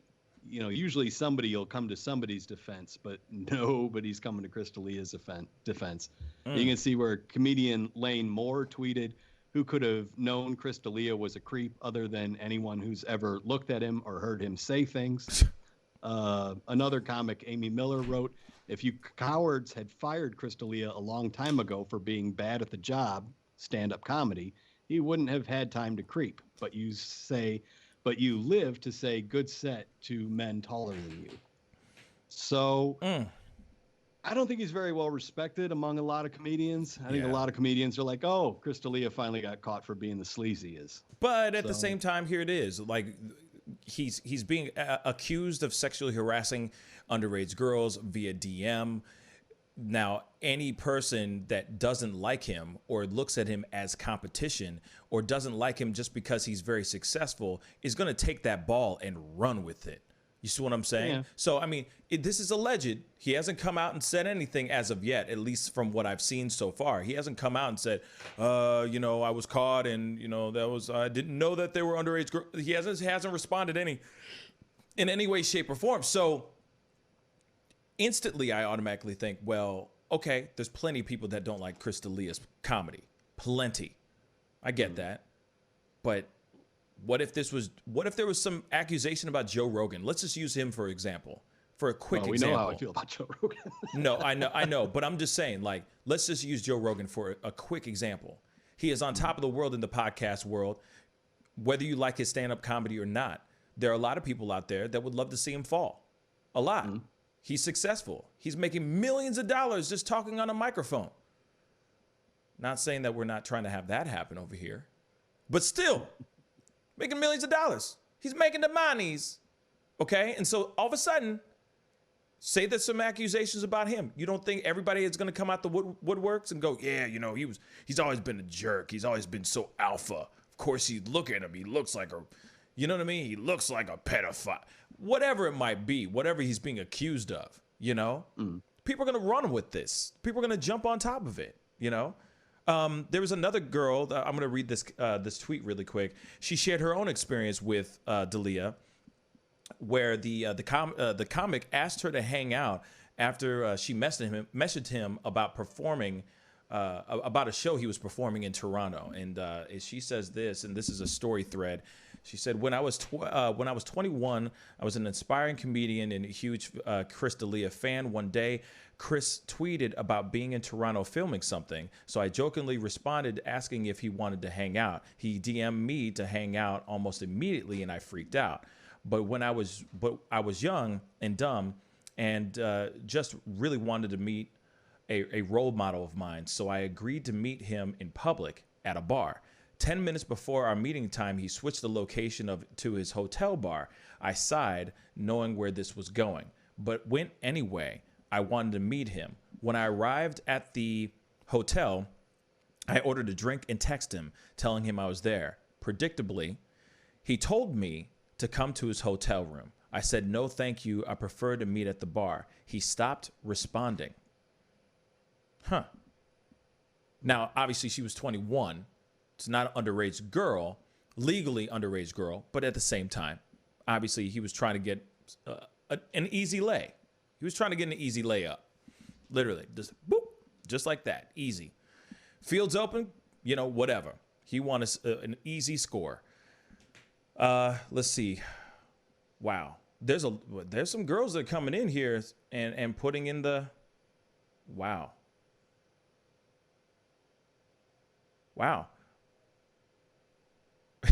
Okay, another person, Leah Nauer, said a thread. Chris D'Elia is hot garbage. When I was 19, legal, yes. He DM'd me on Twitter, then sent me his email where we started emailing. He asked me for nudes, but I said no. After lewd emails and texts, I went over to his place one night, which was disgusting, by the way. Buy an effing vacuum. Wow. Okay. So anyway, a lot of them are saying that he's just kind of looking for an easy lay. He's using his stardom. He's using his stardom to get laid. So there you go. Now, these girls are all legal, or those two girls are legal. The other girl was 16 at the time. Now, I guess the next question is, did he know that that she was 16? Did he ask? Did he assume that she was, you know, at least 18 years old or whatever the legal age is, or where he was at when he was talking to her? You see what I'm saying? Like, so there's a lot of things that you can play into or like ask during these specific conversations that were happening. Because like I said, there's a lot of people that look not their age and act and dress and appear to be not their age. So there's a lot of questions that spark up, that pop up. Not even saying, I'm not even trying to defend him, but at the same time, though, it makes you wonder what's up. There's just a lot of questions that pop up. You know what I'm saying? Like, you got to be real. There's times when you see somebody on social media and you're going, how old is this person? You don't know. You don't know. Unless the first thing you ask is, how old are you? if you are Chris D'Elia. I mean, at least I would think he would start doing that from now on. Real talk. I need a photo of your ID. Proof of your birth. You know what I'm saying? Anyway, what do you guys think? I mean, I know you hate him. I'm saying outside of you not liking him and what his comedy, X all that stuff out. He's a human being. Cut all that stuff out. Yeah. Outside of that, outside of the confines of him looking like a creep or him looking like an eagle. Well, it's not just that. I mean, comedy is one of those things where you kind of get to know who a guy is pretty well when they do a half hour of spoken word. I just never got a good vibe from him. He always seemed like a douche to me, to put it in no uncertain terms. He seemed like a sleazy guy I wouldn't trust around my family or any women I respect. He just seemed like a sleazy scumbag. So right on. I mean, and that seems to be a lot of the consensus among some of the comedians that are weighing in on this. Is like, oh, gee, really? Oh boy. Oh, there's a surprise. I don't think anybody's really that shocked by this that knows him and is in the comedy scene. Right. Jack. It's like, yeah, he kind of came across as a scumbag. Yeah. Okay. Jack. Hello? I think Jack is frozen. Jack is frozen. Or he's very confused. It's Jack Frost. Jack Frost. That's just happened. Okay. Well, I mean, so the only thing I say is that, all right, he's in deep doo-doo. All right? He's going down the poop chute. There it is. He's in deep doo-doo. Real talk. Yeah. Because if there's going to be more and more girls coming out saying those things, now, I guess it's just a matter of he's talking to underage girls, but I don't know. From what I saw in there, it looks like there's only one girl that was underage. I mean, so far. I haven't read the whole entire thing, so I can't really say much. But what sucks is that, it's just another dude I guess just trying to get laid, but in a very, very wrong way. And there ain't no time. I ain't got no time for that kind of trash. Real talk, I think he's pretty decent. I think he's pretty funny if you want that, no brainer kind of stupid, low ball, low brow kind of humor. Then, he's all right, but man, that sucks. Sucks for him. I think a lot of comics, I think it's one of those things that kind of goes unsaid, but I think a lot of comics, and then maybe this isn't fair, have felt that maybe he might have gotten a few breaks that other comics haven't gotten. His father is a TV producer and executive, who has been an executive producer on Chicago Hope, Boston Legal, Ally McBeal, Harry's Law, Monday Mornings, The Crazy Ones. He also co-created Judging Amy. So, I mean, his dad's like a pretty powerful TV executive, and I think a lot of comics are like, he's not really that funny, but his dad's pretty powerful, so he gets TV work. Right. And also, he has created a career, and he's never had to deal with, like, the struggle, if that makes any sense, He's been able to do what he does and make the money and do the stand-up, and I don't think he's ever had that situation. He grew up with a silver spoon in his mouth. So he's never known to go and, he might go up and do his 5 and work on some material. Sure, that's what everybody does, working on your craft. But he's never had to eat ramen noodle in a studio apartment where your toilet and your stove are right next to each other type of deal. He's never known the struggle. And I think that there's a lot of people that feel some type of way about that too, because he woke up, he grew up with a lot of privileges that a lot of other people didn't have, and now he's just some successful dude because he's got money. Yeah. And I'm not saying that's fair that you judge somebody on who their father is. I'm just saying that, I was saying earlier, a lot of comics aren't coming to his defense. And I don't know if that's because they personally know him and think he's that bad, or if that is just kind of a resentment of like, oh, I didn't get that role on that TV show because Crystalia got it because his dad is who his dad is. Yeah. I'm saying that there might be some of that just simple resentment on that sort of thing. I'm not saying it's right, but, I mean, me personally, I don't know Crystalia. I don't really find him that funny. He's not my type of guy. And I kind of got a bad vibe from him doing comedy, but... Yeah, I mean, if these allegations are true, I mean, you know. What's funny to me is that he doesn't drink, he doesn't smoke, he doesn't do drugs. Like, he's never done any of those things. He's never touched one drop of alcohol. He's never tasted alcohol. He's never smoked weed. He's never smoked a cigarette. He's never done any of that stuff. He's been straight edge all of his entire life. That's a warning sign. There's got to be some sort of vice. Everyone's got a vice, man. Everyone. Yeah. You know what I'm saying? If it's working out, if it's sex, if it's drugs, if it's smoking cigarettes, if it's weed, if it's alcohol, everybody's got a vice of some sort. If it's chocolate, overeating, whatever it is, we all have a vice. It makes you wonder, what's his vice? If he ain't doing drugs, if he ain't partying like a rock star, what, he just sits around and writes monologues all day, comedic monologues all day?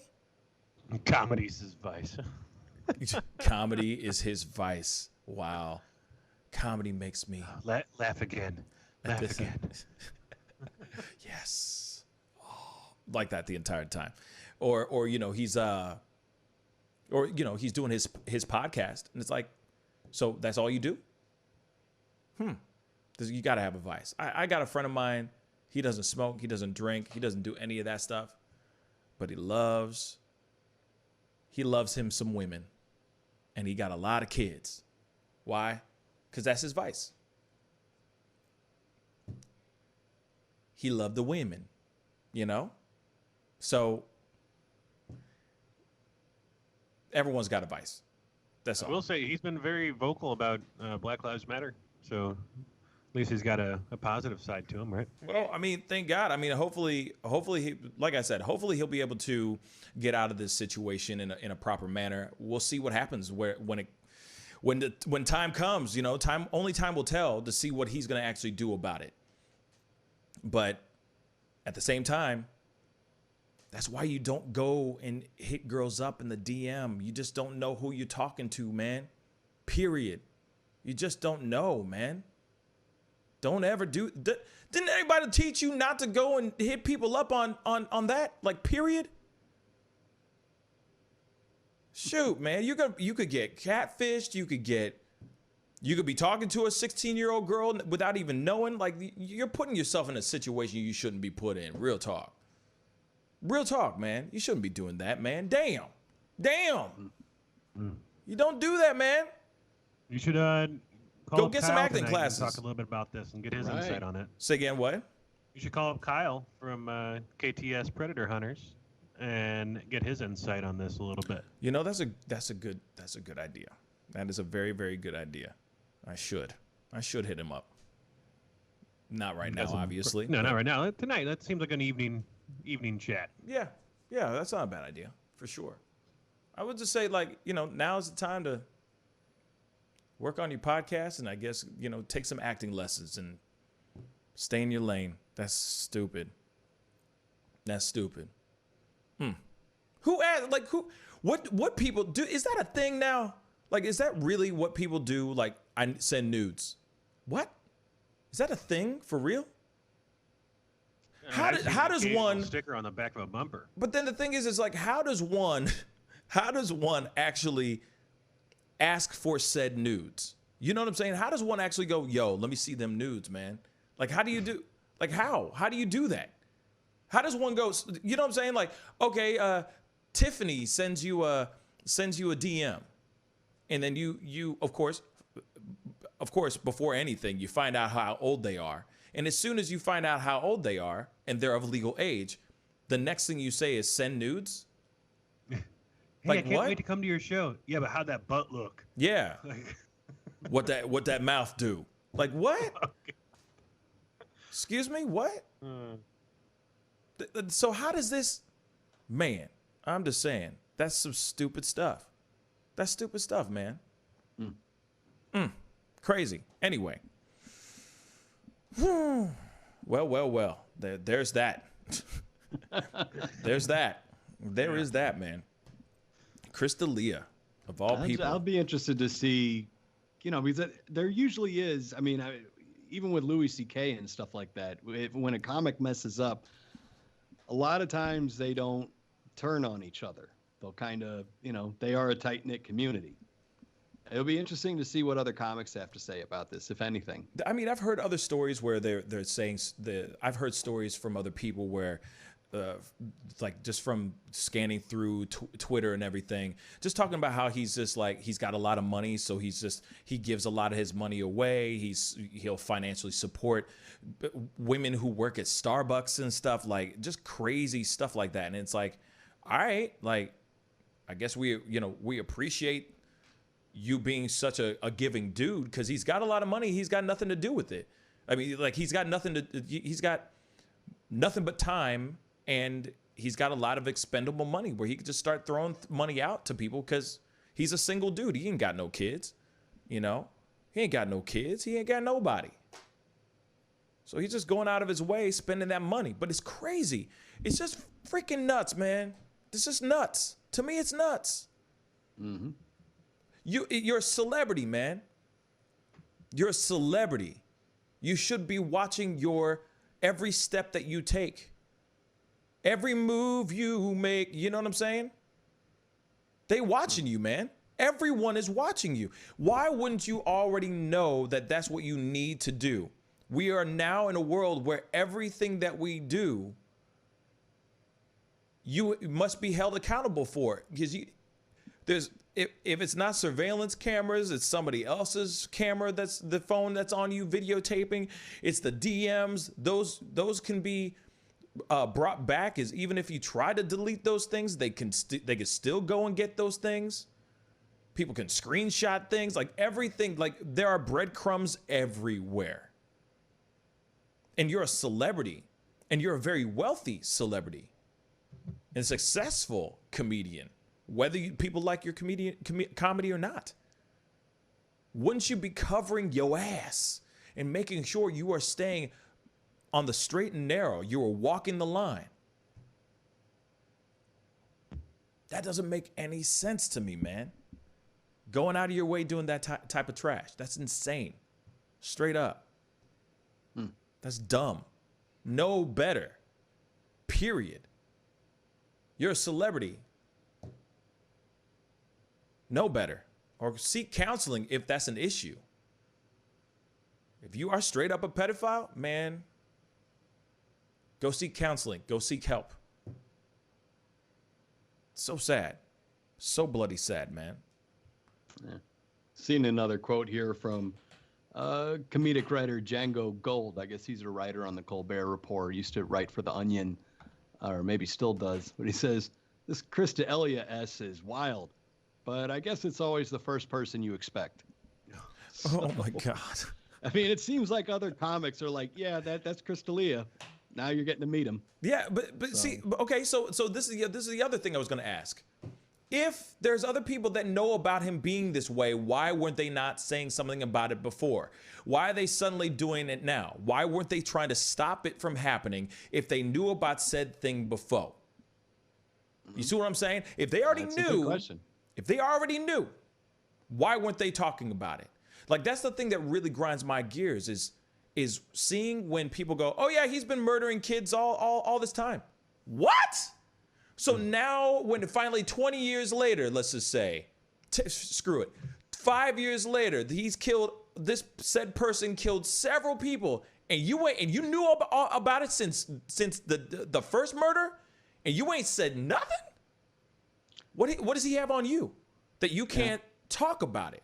Why is everybody suddenly jumping on this bandwagon when it's like, if you knew about this before, this should not be trending on Twitter right now. This should have been trending on Twitter a long ass time ago with your voice behind it.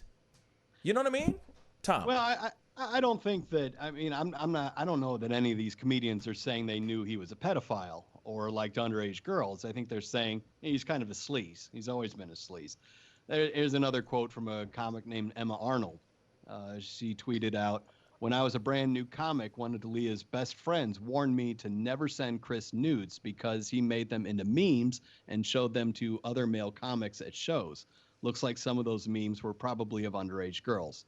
No wonder I don't miss comedy yet. I guess she's a former comic. Oh boy. Yeah. Damn. Did Bruh. Chris D'Elia ever hang out with Jeffrey Epstein? That's a very good question. I know that's I know that's comedy, but comic stand up at all his parties, or like. Yeah, no kidding. Right. Yeah, he's the house comic on Pedophile Island. Yeah. He's just the airplane comic. He's- Oh my God, that'd be terrible. Instead of safety instructions, he's on there just going, "Is this thing on? Hey," you know. Man, that's crazy. That's so sad. Real he talk. actually, Chris D'Elia has one of his podcasting is talking about the Jeffrey Epstein documentary. Oh. So I'll have to go back and watch that. It's about 8 minutes and 50 seconds. I'll have to watch it and see what he says in there. Yeah, there is a clip that they showed of him talking about, I guess, girls being underage. Obviously, he's saying this in jest, but where the heck is it? No, I gotta find it again.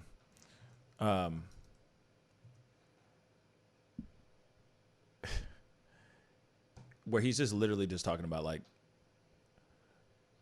I'm gonna have to. I don't think I'm gonna be able to find it in this amount of time, unfortunately. It's also coming out this morning that he's, well, I mean, not coming out. Obviously, everybody knows it, but everybody's kind of pointing out that he's played pedophiles.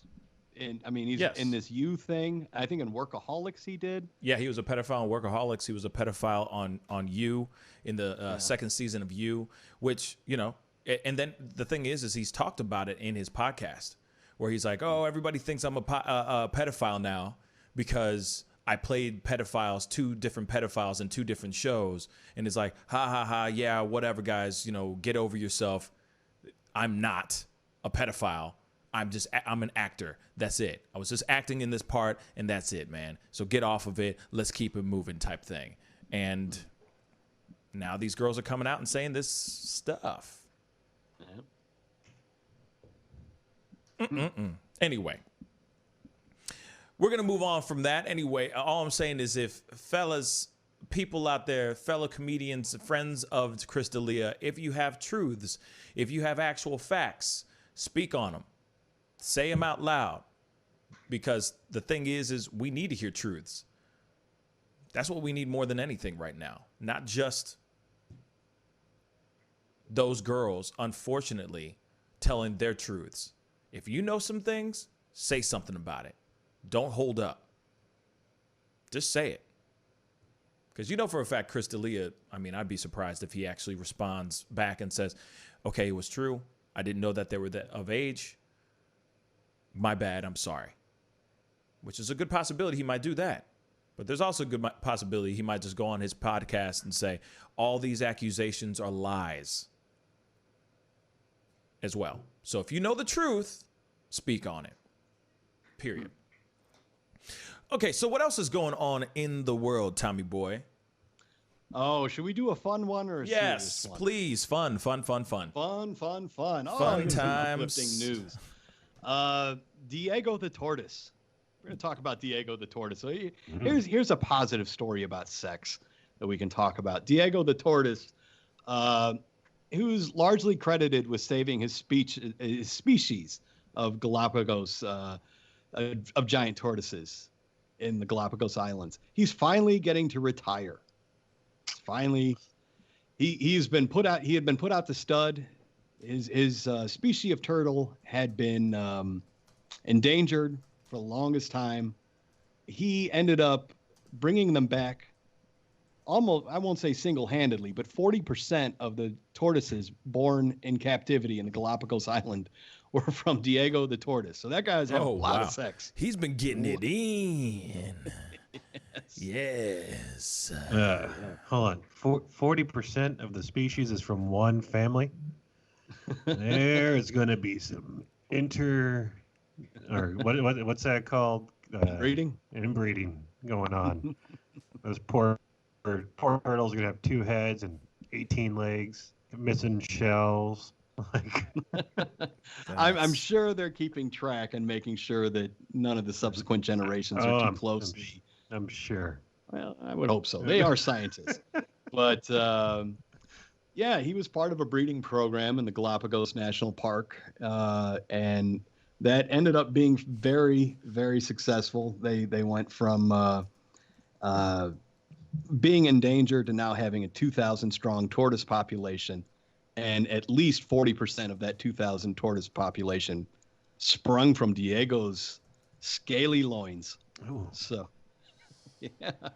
So a around 50 years ago, there were only 2 males and 12 females of Diego's species living in the Galapagos National Park, and now there are 2,000, and he largely did that himself. He's the Genghis Khan of tortoises. Yes, I was going to say his DNA is everywhere. Dear Lord, dear Lord. It's funny. You've seen a tortoise orgasm, right? You've seen those videos. Yes. Hilarious. No. It's hilarious. You've You've never seen seen a it? tortoise orgasm, right?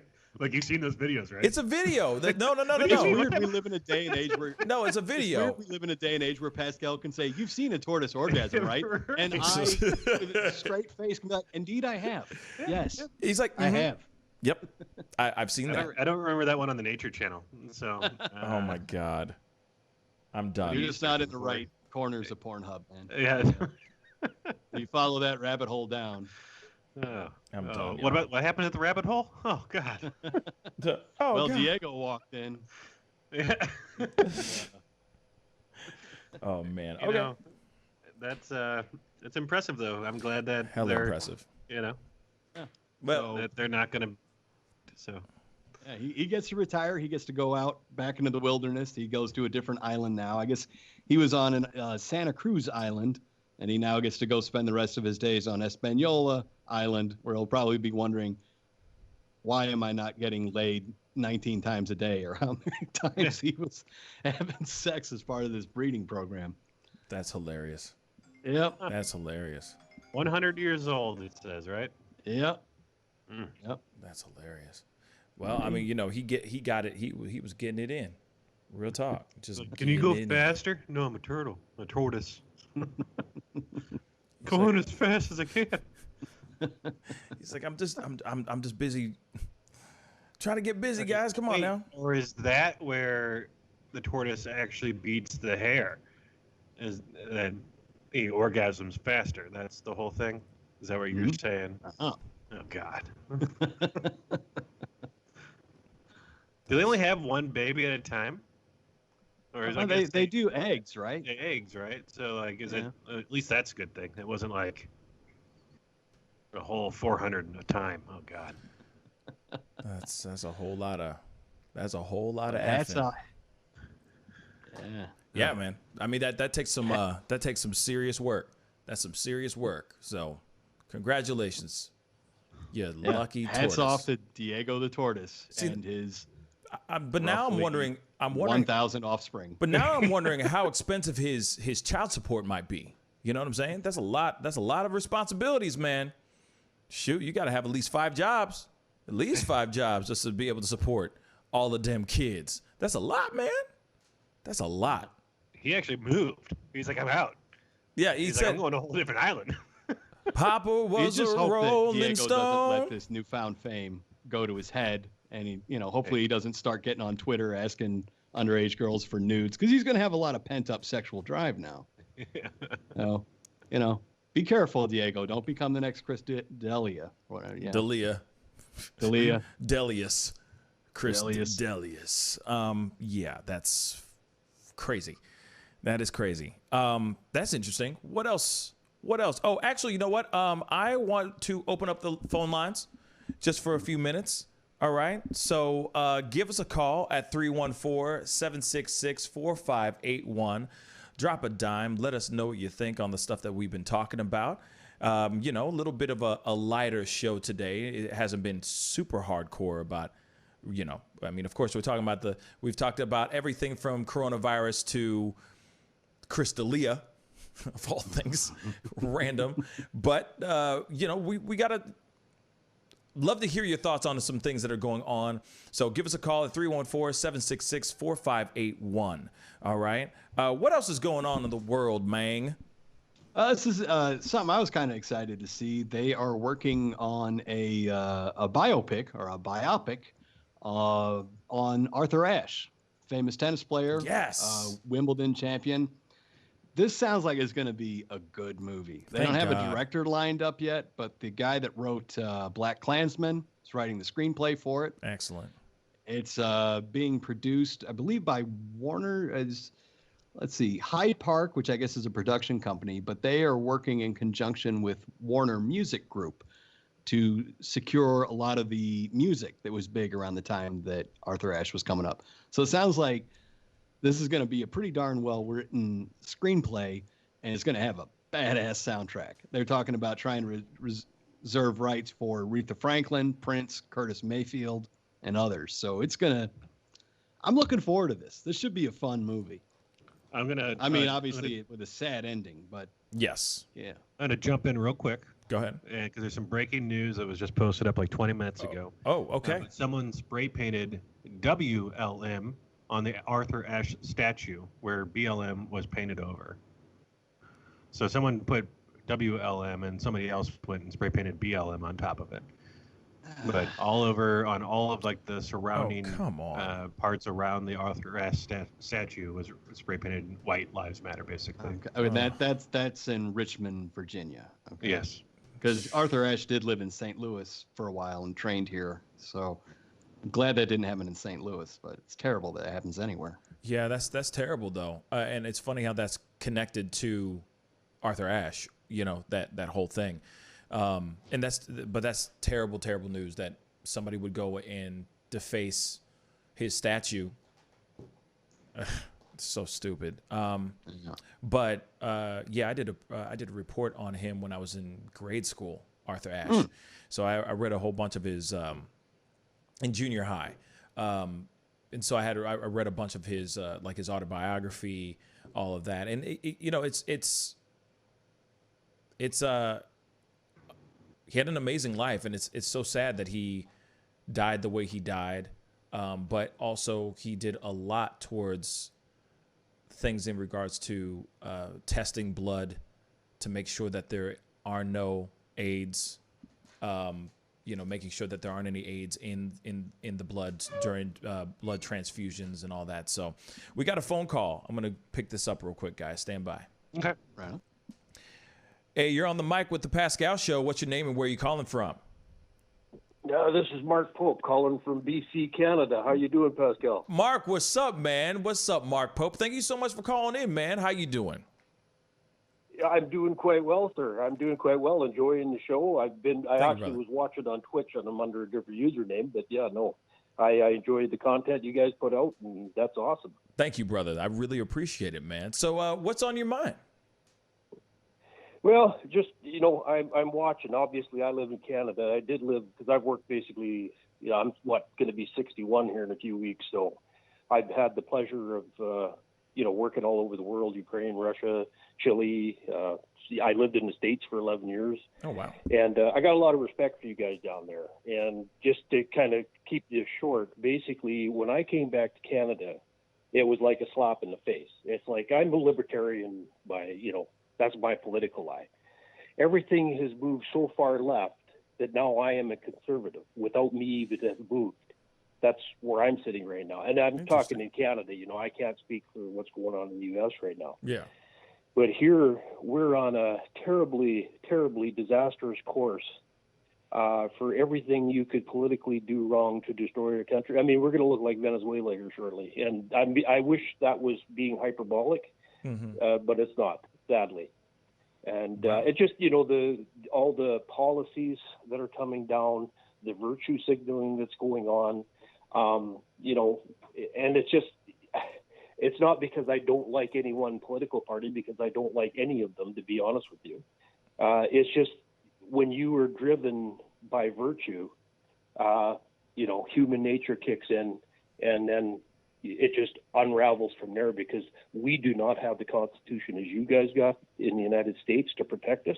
Right. We're basically still under the Queen, yada yada, you know, to go on. But it's just a disaster right here. We're looking at $1 trillion debt come September, and we're only 38 million people in this country. Wow. So it doesn't take a genius to figure out what's going to happen here shortly. Yeah. And I mean, that's sad. Yeah, that's really, really bad. Let me ask you, what is it that they're doing over there that's causing such a deficit? Oh, good Lord. Well, right now when they shut the economy down, surprise, surprise, they started paying like the States. Every month people get $2,000 a month, everybody. And we've got probably 3/4 of the country was down, and a lot of it's still down. So basically you've got no industry. And that really $256 billion to date. This is for 38 million people. We've got bad trade deals. We've got, well, the climate, no matter where you're at on climate change, it's just been a disaster because they've got a tax up here at, now it just increased, it's at 8% carbon tax that you pay on everything, over and above all the other taxes. I mean, it's just, I think we're about 50% tax altogether for what you make as a dollar. 50 cents of it's gone immediately to the feds. And it just, kowtowing to China, and I know this has been not overstressed, but it's just like, I mean, they have bought up large tracts of resources here over the years. This isn't new. This just isn't within the last 5 years. This has been going on 10 years. So basically, we've lost identity.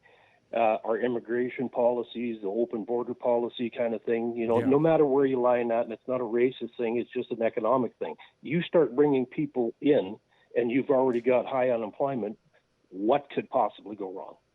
Right. Right. I mean, and it's just... Go ahead, I'm sorry. Go ahead, Pascal. No, go ahead, Mark. What were you going to say? Yeah, so it's just a combination of all that. And I know people always say, anymore, I get called a racist and that. And, I'm a white guy. I mean, I am what I am. I can't change it. Right. I'm not going to apologize to anybody. But, I mean, I've got the distinction of I worked in many different places with a whole lot of different cultures. Right.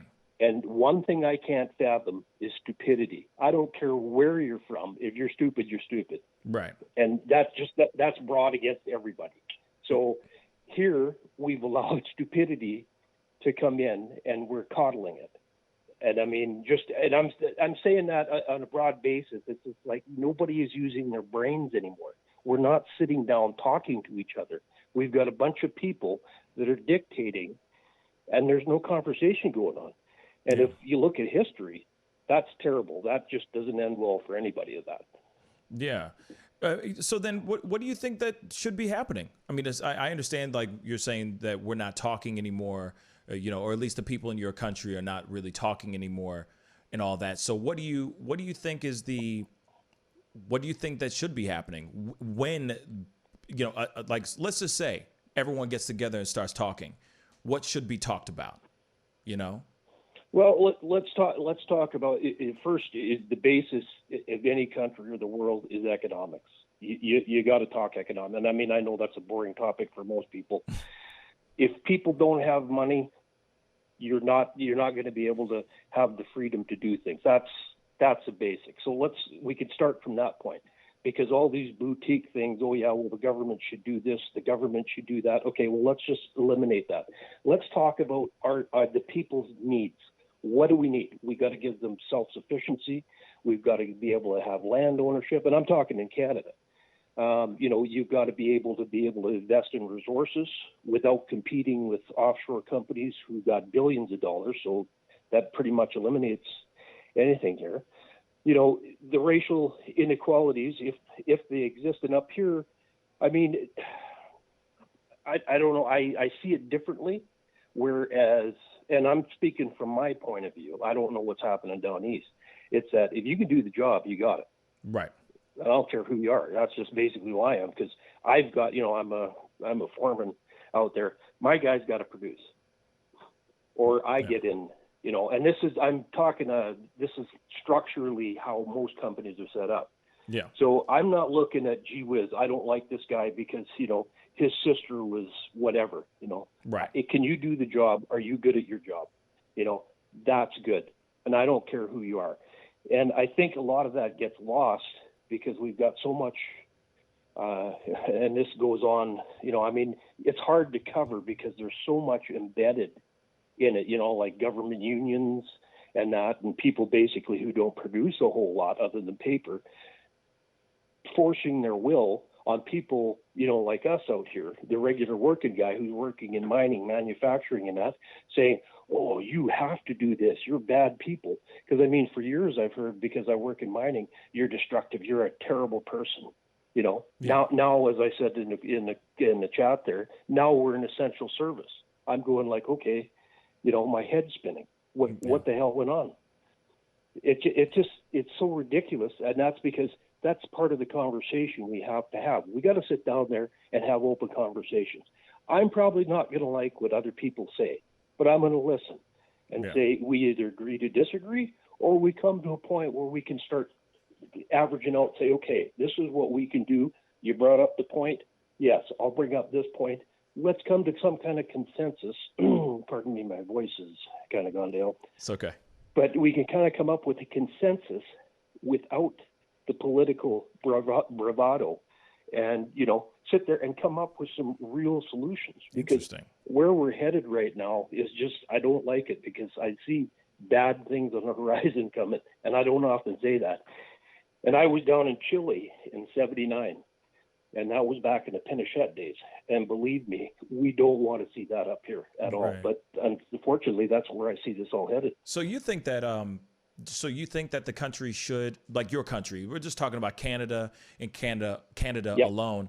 You think that your country should be open and back up to business and back up, revving the economy back up again? Or do you think that there should be a stoppage, a shutdown for a little while to kind of get everything on point before there's a second wave coming through your country? What are your thoughts on that? Yeah. Well, as far as economic goes, and I look back, with the Spanish flu back at the end of World War I, you're going to have, life's full of risks. I'm not going to say that. My guys risk if you want to look at it that way, they risk their lives every day. What's an acceptable risk to people? And then we take that into account. What's going to happen if the economy doesn't move? Because as I said, the government is not, we support the government through our taxes. Companies and corporations support the country through their taxes. Well, if that's all stopped, how is the government going to pay for it? And that's reality. That's, that's something we're going to have to face, and a lot sooner than I think most people think. Whereas we've got to get the economy going. How could we do that? We got to have an honest discussion about it, like some real figures. Okay, what exactly is going on? Do masks work? Does this social separating work? I've seen figures all over the board, and quite honestly, and I'm not the only one, I'm confused. I have no idea what the hell's going on anymore. It's like, this works, this doesn't work. And then you hear, oh, that doesn't work, this works. It's like, okay, can we come to a consensus where we can start getting this going? Yeah.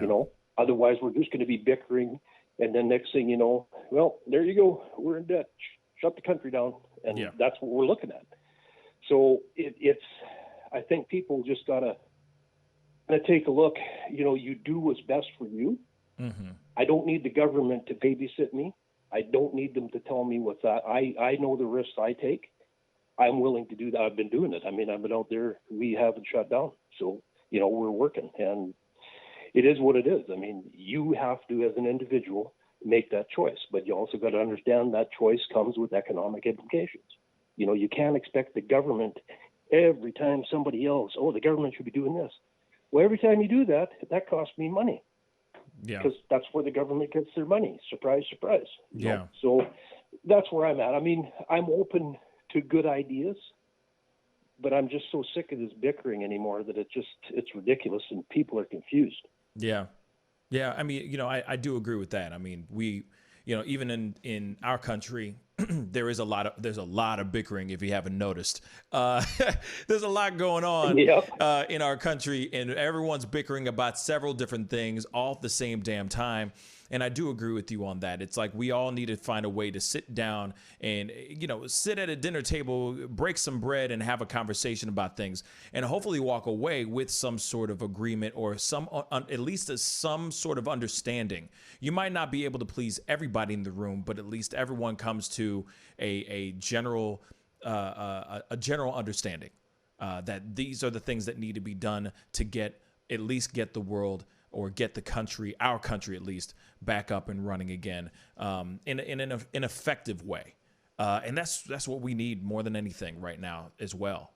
Because, if we keep things consistently shut down, if we don't do things in a proper way, even this country is going to be sailing down, into the sea of ambiguity, which is what we're already doing right now. We are sailing in this sea of ambiguity, and we don't know how we're going to get out of it.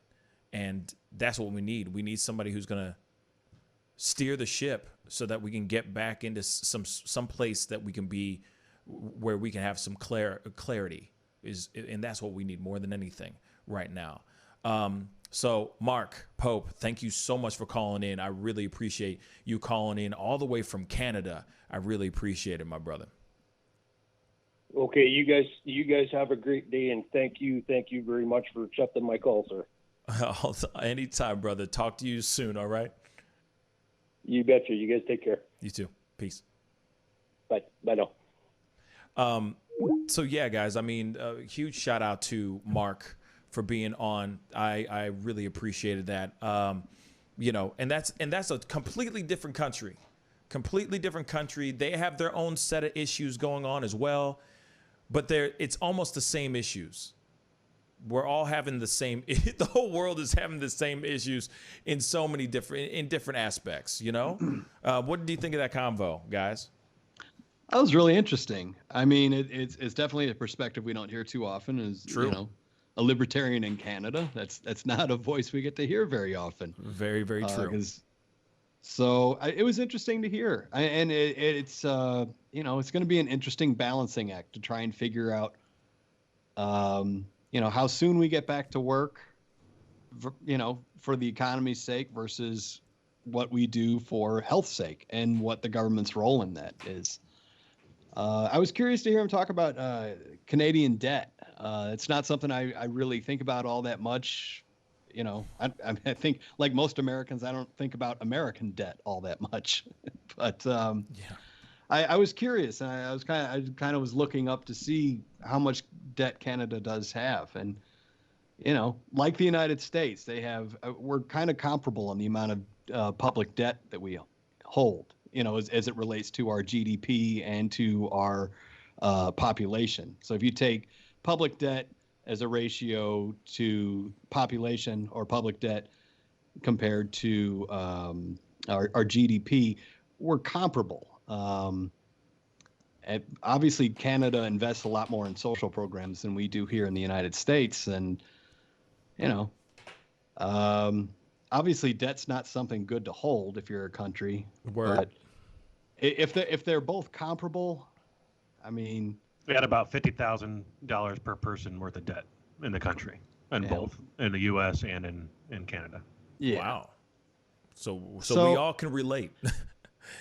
Yeah, we're comparable in our debt. I guess my thing is Canada seems to have a much stronger social safety net as far as their healthcare system goes, at the very least, and I think they're getting more payouts with the COVID shutdown. In the United States, we can send a missile down your chimney.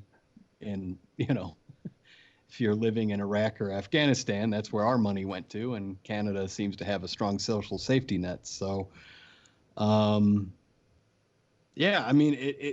it's a balancing act. It's finding that balancing act of what's for the benefit of the healthcare of the country versus what's good for the benefit of it economically. And obviously government's going to have some role in that. But how limited or expansive that should be, is still stuff we're kind of wading through. Yeah. But it's interesting to hear that perspective, because that's not. No, it's not what you. It's not that libertarian argument from Canada is not one I've heard very often, and it's interesting to hear. Yeah, Like I said, this is why I love this platform and the ability to do what we do, where we get people calling in from Canada, Sweden, Germany, Australia sometimes, that are just going out of their way to talk about their own politics, their own country's issues and all that, which is something that I love, is that we're not only hearing, oh, okay, America, America, America, because we can be very self-centered. This country can be very self-centered. But then it's nice to realize that there are other people that are out here from all over the globe that are dealing with other types, if not similar, issues in their own countries.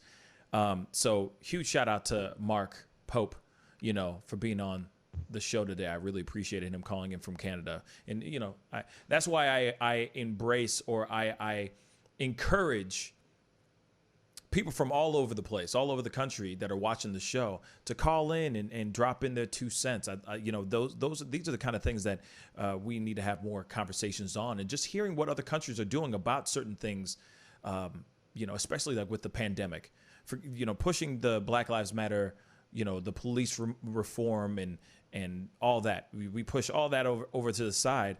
The pandemic is still something that we're still dealing with to this day. It's still number one on our list of BS that we're dealing with worldwide.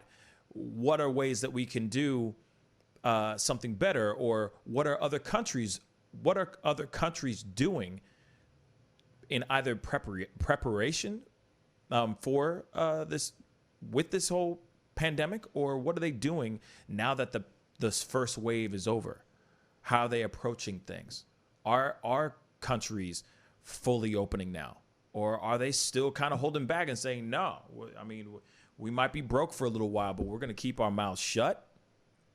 We're going to step back. We're not going to turn on the economy right now because this second wave is coming, And that's something that we all need to, hear, because you never know. America might hear something from Sweden and go, oh, Sweden's doing something kind of smart. We should do this. Or, hey, Canada's doing this. That's actually not a bad idea. We should do it like that as well. You know what I'm saying? So I appreciate everybody who calls in, and I encourage every person from all over the world to call into the show. It really does mean a lot. Hearing different perspectives is exactly what we need more than anything right now, for sure. Mm-hmm.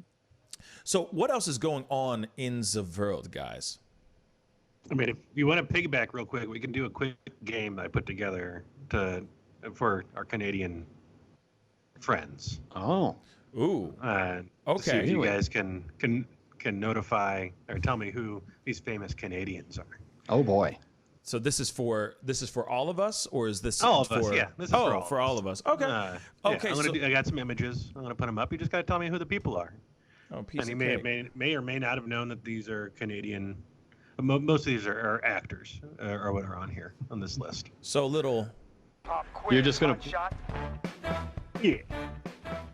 You're just gonna play the opening credits of SCTV, aren't you? Yeah. It's time for a little pop quiz hot shot, guys. So hey,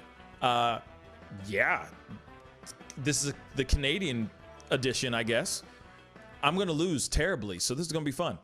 Anyway, if you guys know who it is, if you guys recognize the person he's describing, you're going to be describing or showing this on behind you. I'm going to show images behind me. Okay.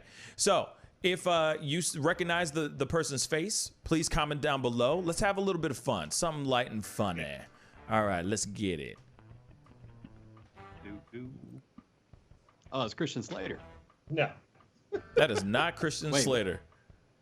Have mercy. It's so I think that needs more JPEG. There's about 6 pixels in that picture. I don't even know who that is. These are small images so that I don't get all frozen. So I couldn't tell you who that is, real talk. Native American. Well, Native Canadian. I don't know who that is. And he was in a couple different war movies. Yeah. This is Adam Peach. Adam Peach? Okay.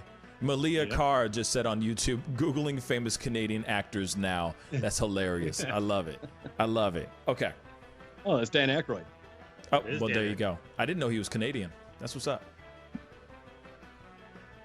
Drake. Tom's on the gun today. I got that one too. Dang it. The Rock. He's Canadian. He's not Canadian. Yeah, born Canadian. He's not. He's born in Canada? Yeah, he's a Canadian American. Really? Oh, I didn't know Yeah. that. Interesting. Dual citizenship. Okay. Oh, you can't see the full Ellen image, Page. sorry, but- Ellen Page. from Ellen Juno. Page. Chin? Ellen Page. Ellen Page. I said it 7 times. Listen up, y'all. Dag nabbit. Hey, you're breaking up. You got that delay going again. Right. Eugene Levy. There we go. There it is. Oh, James there you go.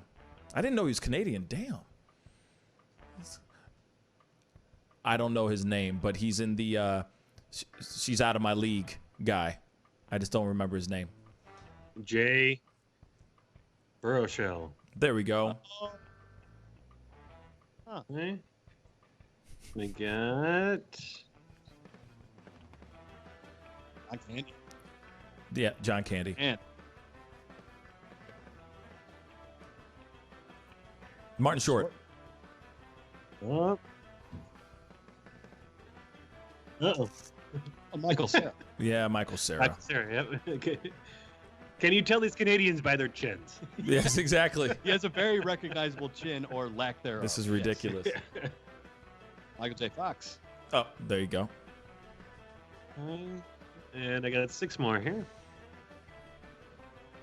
Pamela Anderson. Right.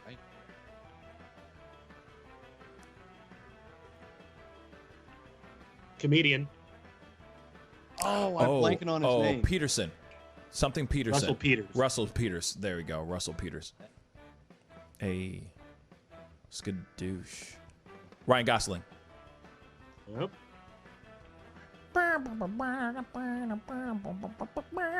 Tom Green. Right, 2 more. Okay. Michael Mel Gibson. Tommy Chong. Tommy Chong. Oh, that looks like Mel Gibson and he's Australian, so what the hell am I saying? Damn. And last one. Okay.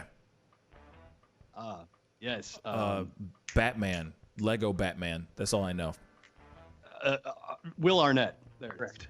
Yes, Will Arnett. And that was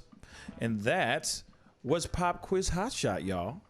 Yeah, it's Pop fun. Quiz Hotshot. Yeah. That was fun and nice flash in the pan type of stuff. I was waiting for Canada Mark to love comment and get them all, but I think he's busy part of the conversation with everybody in the chat right now. I'm assuming. Gotcha. Yes, he's busy. He's That was he's for you, busy. Mark. Yeah, he's busy responding to people because people are talking about stuff about inflation and everything. So he be busy. He be busy right now because he did come in with some fire points in that conversation. So a lot of people are in the chat going, well, actually, I think this too. Or I totally agree, or I don't agree. And Mark also said, LOL, I can't type that fast. Bam. So there you go. We should try to go like have maybe like a 5-second handicap or something like that. So that type to answer. So I'm saying, so anytime the photo gets put up, we do like a little bit of a timer. So then once it goes ding, then you and me and Tom can respond. You know what I'm saying? I think that's fair. Yeah. So then everybody can like type in. You know what I'm saying? Malia goes, yes. So she agrees. All the way from Australia. She's like, yes. Jesus. Give us a little bit more time. Dagnabbit. Yeah, because we're on top of that so fast. I just don't like having Tom win. Period. I do like that your feed started like kind of hanging up just as we started that game. It's like the gods are looking out for me today. What I like is that we don't make the losers of this game sing anymore. So yes, you know, I kind of yes.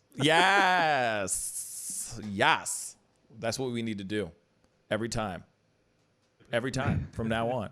And I will always put together the games. Don't worry then. I'll be fine. That's not fair, man. That's not fair. It's ruin everybody's days.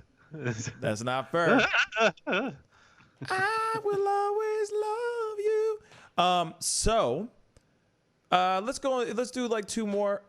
We got like what? 2 more things, 2 more news pieces real quick.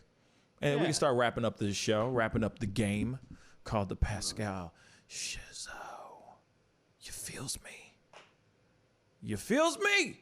Anyway, Yes. Tommy, what else is going on in the world? Virginia Governor Ralph Northam has announced that he's going to make Juneteenth, the day that commemorates the end of slavery in the United States, an official holiday in the state. That's what's up. And the question is, why hasn't it been a thing long ass time ago? That's the only thing I say. Should have been done. So I'm happy about it for sure, but should have been done long ass time ago. You know what I'm saying? Yeah.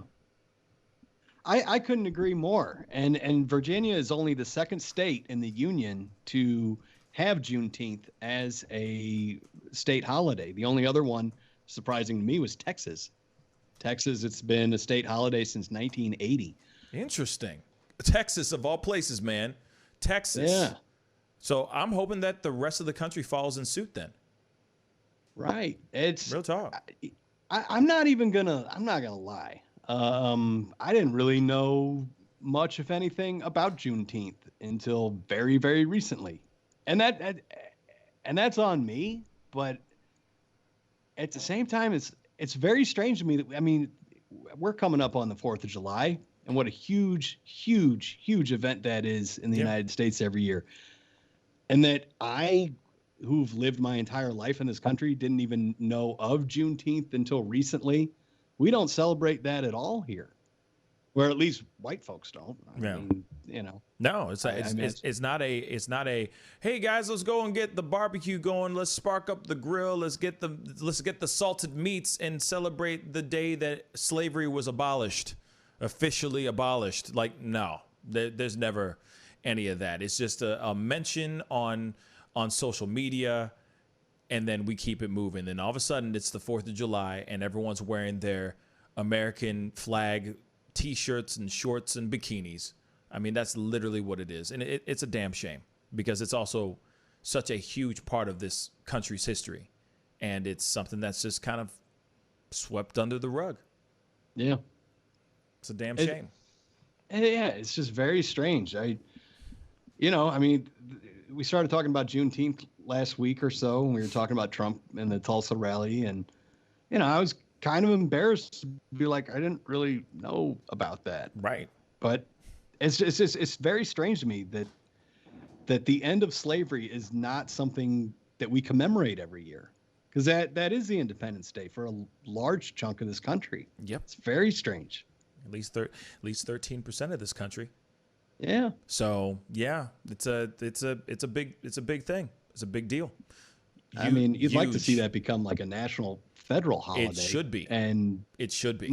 Not one of these BS floating holidays like Flag Day or President's Day, like a real holiday. Right. Like a real It's amazing to me that it's not. I mean, I've never even thought about it that way before. I've never even thought about like, oh, why isn't there a day celebrating the end of slavery? It seems like that should be that should have been a thing a long time ago. It's like it goes without saying, it shouldn't even be a thought. You know what I'm saying? I think up until this year, for a lot of people, it wasn't a thought. Yeah. So it's weird. It is very strange. Real quick, I wanted to say Malia Carr just tipped us $8. She said, "Great show, guys. Was going to donate $5, but I factored in inflation." Thank you. I appreciate it. Thank you very much. Australian dollars to us. Yes. Which are going to $3.45. So she actually increased it to make it $5 US. Yes. So, she's smart. That's awesome. Wicked smart. Yeah. Shrimps on the barbie. I'm sorry. Don't take the money back for that terrible impersonation. I'm sorry. Just please All right, let me pull up our famous Australians. Oh, that'd be fun. That'd be fun. Hello. I don't know what I'm saying. I'm just shut the hell up. I'm sorry. I am really sorry. But I appreciate it. That was hella smart. Hella smart. I was going to say something. Now I just totally forgot it. Dagnabbit. I hate when that happens. There was something I was going to say. I'm sure it'll pop up. It'll come back to me later. Apparently there's something going on with India and China. Some incident? So what's going on yesterday? There's the largest, I guess, military interaction and deaths, where 20 Indian soldiers were killed. And there's along this border town, and it looks like China is trying to take it over. A lot of Indians are protesting and breaking Chinese-made equipment, calling for protests to be made about buying Chinese electronics and other equipment made over there. And it's going to be pretty interesting to see what happens. If China's trying to make moves during this whole time, where states and countries are shut down, you got to think that military are always looking for that edge, right? And if they're still on trying to expand different areas, which we know that China is wanting to take over different areas because they've been doing it in the Chinese Sea for a long time, trying to take over areas that are in the international waters and are slowly have been expanding out. So there was never an intention to stop, making China basically worldwide, is what their goal is. So, this is just a start. I mean, Russia's, poking their head in, saying that they're keeping a close eye on it. We'll see, where this goes over the next week. Have you heard any more about it, Tom? I haven't heard that much about it. I think, I know some people there were fatalities in this skirmish. This wasn't just shooting in the air. There were deaths involved in this. But I think in recent history that's unprecedented. I think I saw though that there have been skirmishes between. India and China went to war in 1962, left thousands dead on both sides. So there's kind of been a long simmering kind of border dispute between China and India. We don't hear all that much about, but keep in mind, these are both nuclear countries. They have nuclear capabilities. So hopefully this doesn't spiral any more than it has, because the last thing the world needs right now is World War III. So hopefully they can get this settled peacefully. Wow. Okay. That is some news to me. That's crazy. Yeah. Mark Pope just said we have a large East Indian population in BC, and they're calling for blood. So this is going to blow up soon. Wow. The Indian, I don't know what they call the person that oversees their army, but he made a statement saying that India is prepared for conflict, basically saying that they're ready for full-on war if need be. So they both have about 1 billion people, don't they? Wow. So. Yeah, and then the Chinese war, again, the head of their war department or whatever it may be, also said that India needs to make sure that they're taking close care about how they view this conflict and to not basically overstep into China, into sovereign territory there. So it seems like a very tense and growing situation right now. Wow. Okay. Well, we're going to definitely have to keep our eyes on that one for sure and see what happens over the next couple hours, over the next couple days, because I'm sure there's going to be some new developing news here about that. That's crazy. That's even going down. Real talk. Woo. Well. Yeah. I don't know what to say on that. I mean, you know what I'm saying? There's just like, I don't want to see war. So right. In a way, it's like I hope that they can resolve whatever's going on between those two countries in a amicable way, in a peaceful manner. Man, that's going to be pretty nuts. Pretty nuts. Yeah. For me, it's just not a good look for China. That period. I mean, they're, we're in the middle of this pandemic that started in China. And while all of us are busy with this, China's out trying to claim islands in Southeast Asia. And they're, having border disputes with India. I don't know.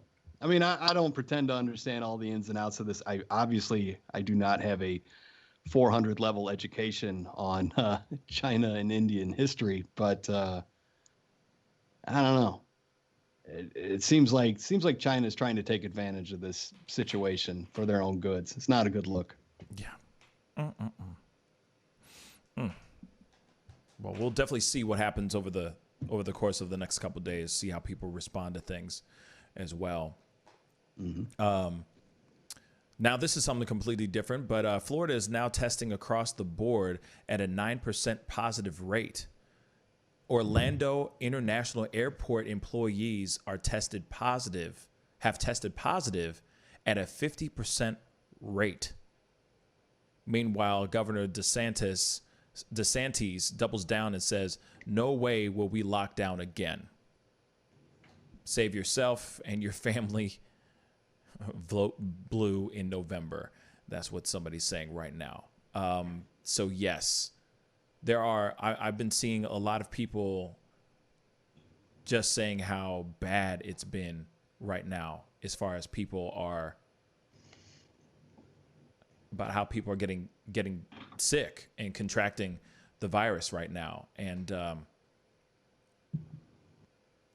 it's it's crazy. It's really, really crazy. Yeah. So right now, 50% of the employees inside of the Orlando International Airport have tested positive for the coronavirus. And I guess the governor is saying we are not shutting anything down. We are not shutting Florida down. We are going to get things. We're going to keep things moving. Sorry, I'm just looking at this breaking news. It's been something like, I guess it broke in the last 2 hours. And let's see, hold on. I'm pulling this up really quick.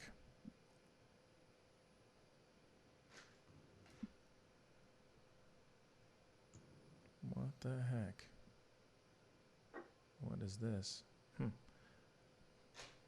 Yeah, so Governor DeSantis said that 260 workers at the Orlando International Airport has tested positive for the coronavirus after nearly 500 employees were tested, but according to the airport management, this is not the case. So the airport in Central Florida had a couple of cases. They did the contract tracing. They looked at almost 500 workers, 260 people working close together were positive, 52% positivity rate on that one. And that's what was quoted from DeSantis. However, it turns out those positive cases were not all airport employees, and the cases were from a period of several months, according to the Orlando International Airport.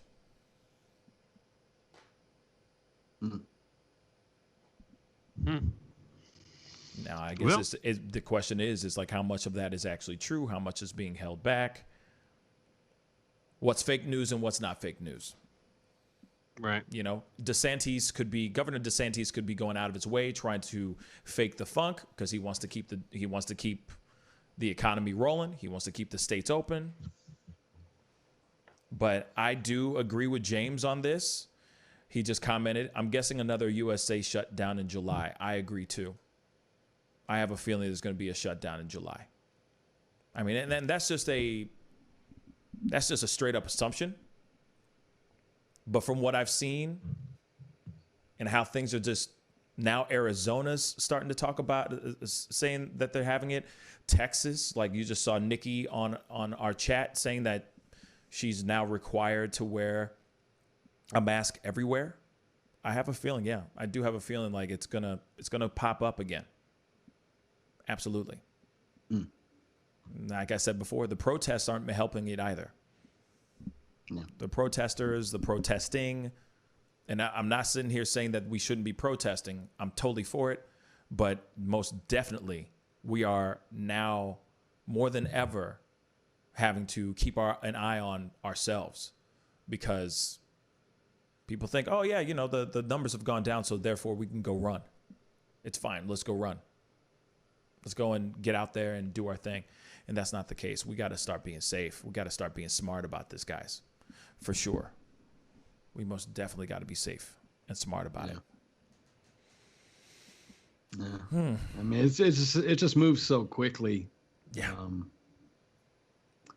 I don't know. I mean, you know, I don't know if I'm reading Governor DeSantis's quote in context here, but about not rolling back. I mean, I don't know. You never say never. You might need to. Yeah. You know? Like, it's a fluid situation. You got to remain fluid as to whether you're going to keep things shut down or open them back up. Yep.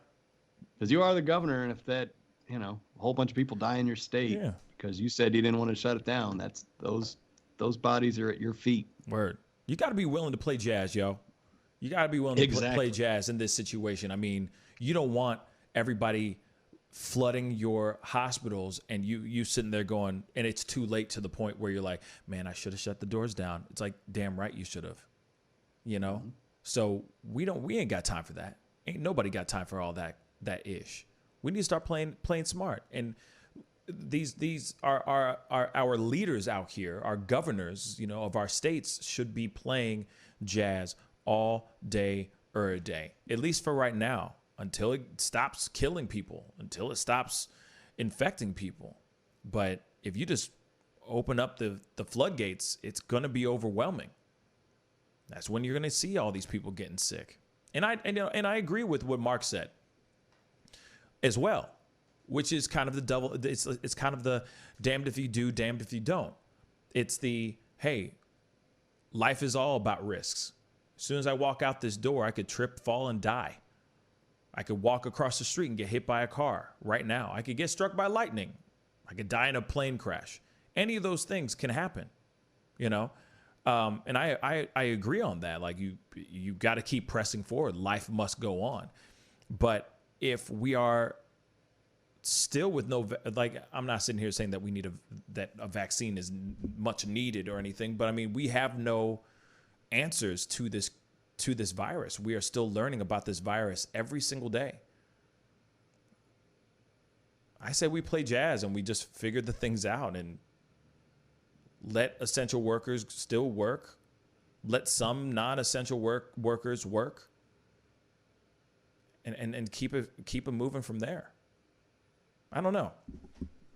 Too many things are going, you know, and too many cases are popping off too much, too quickly and too fast. We got to play jazz, unfortunately. We got to play jazz.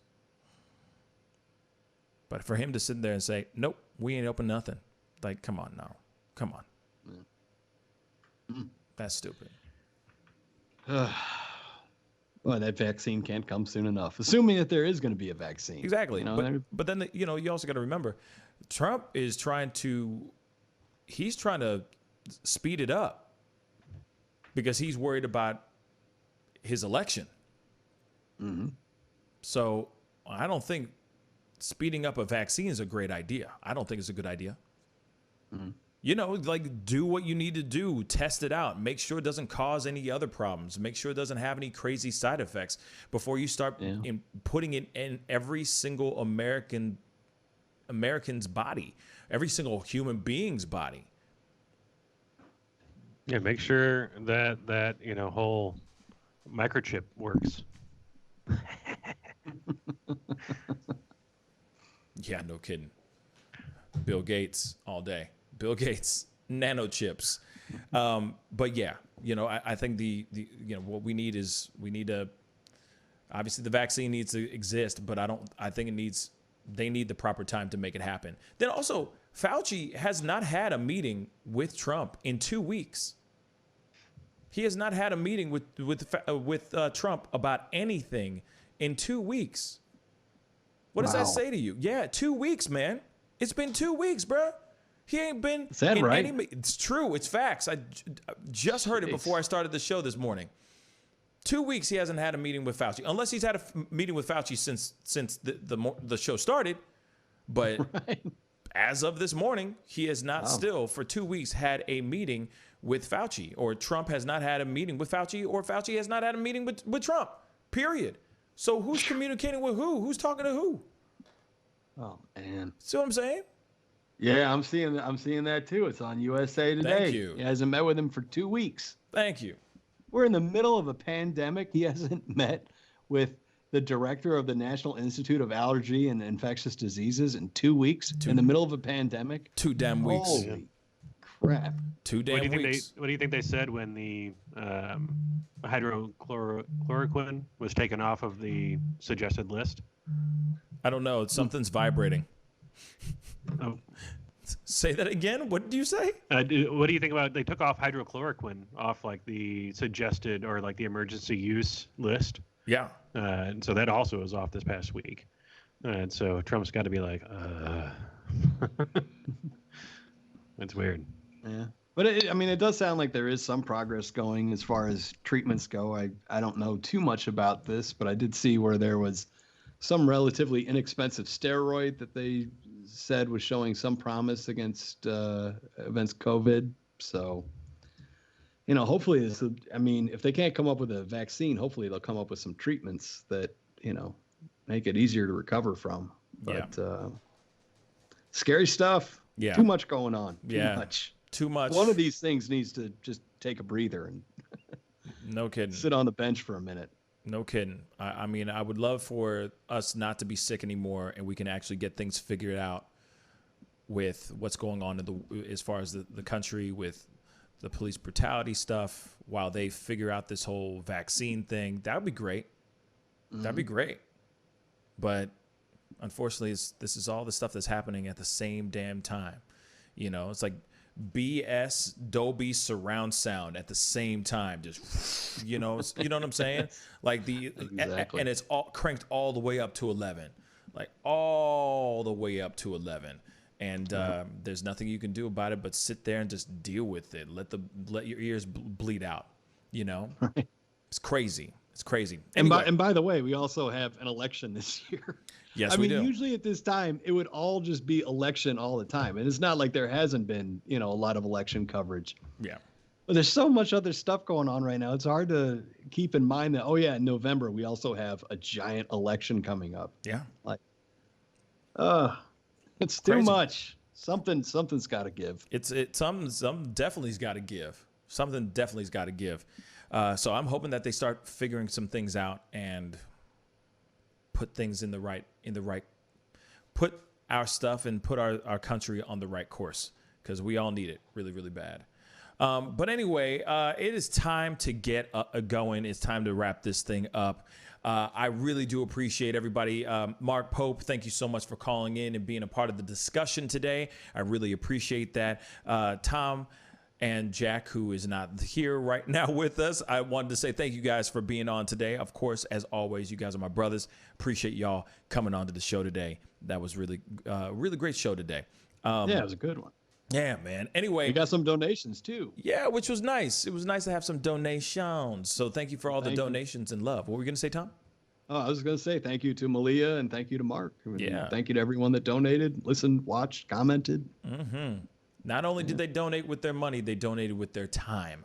And that is more precious than anything in the world. So I appreciate everybody for donating your time and energy and being a part of the conversation today. Anyway, we got to get going, but I want to do a quick reminder.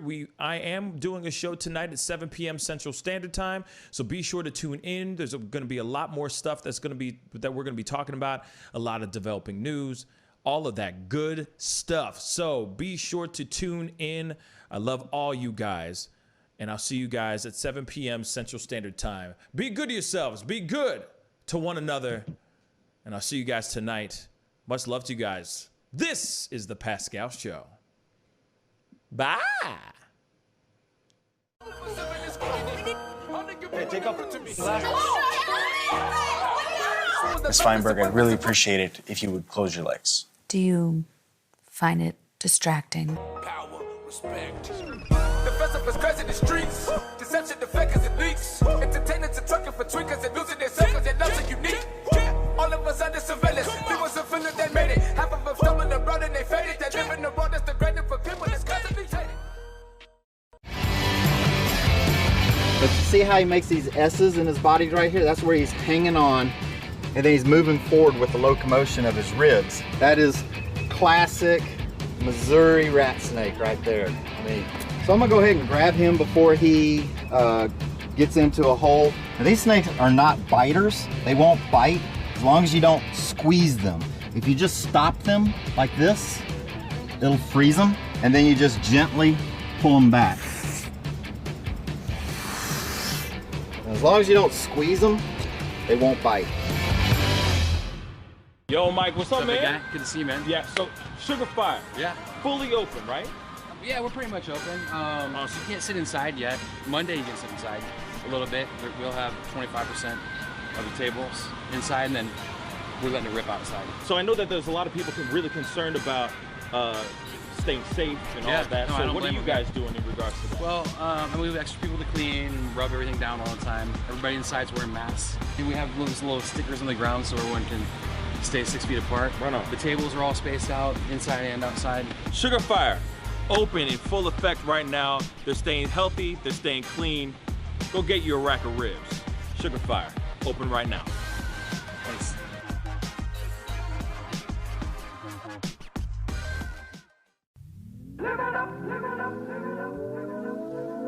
The Fur and Leather Center, providing the highest of fur and leather goods.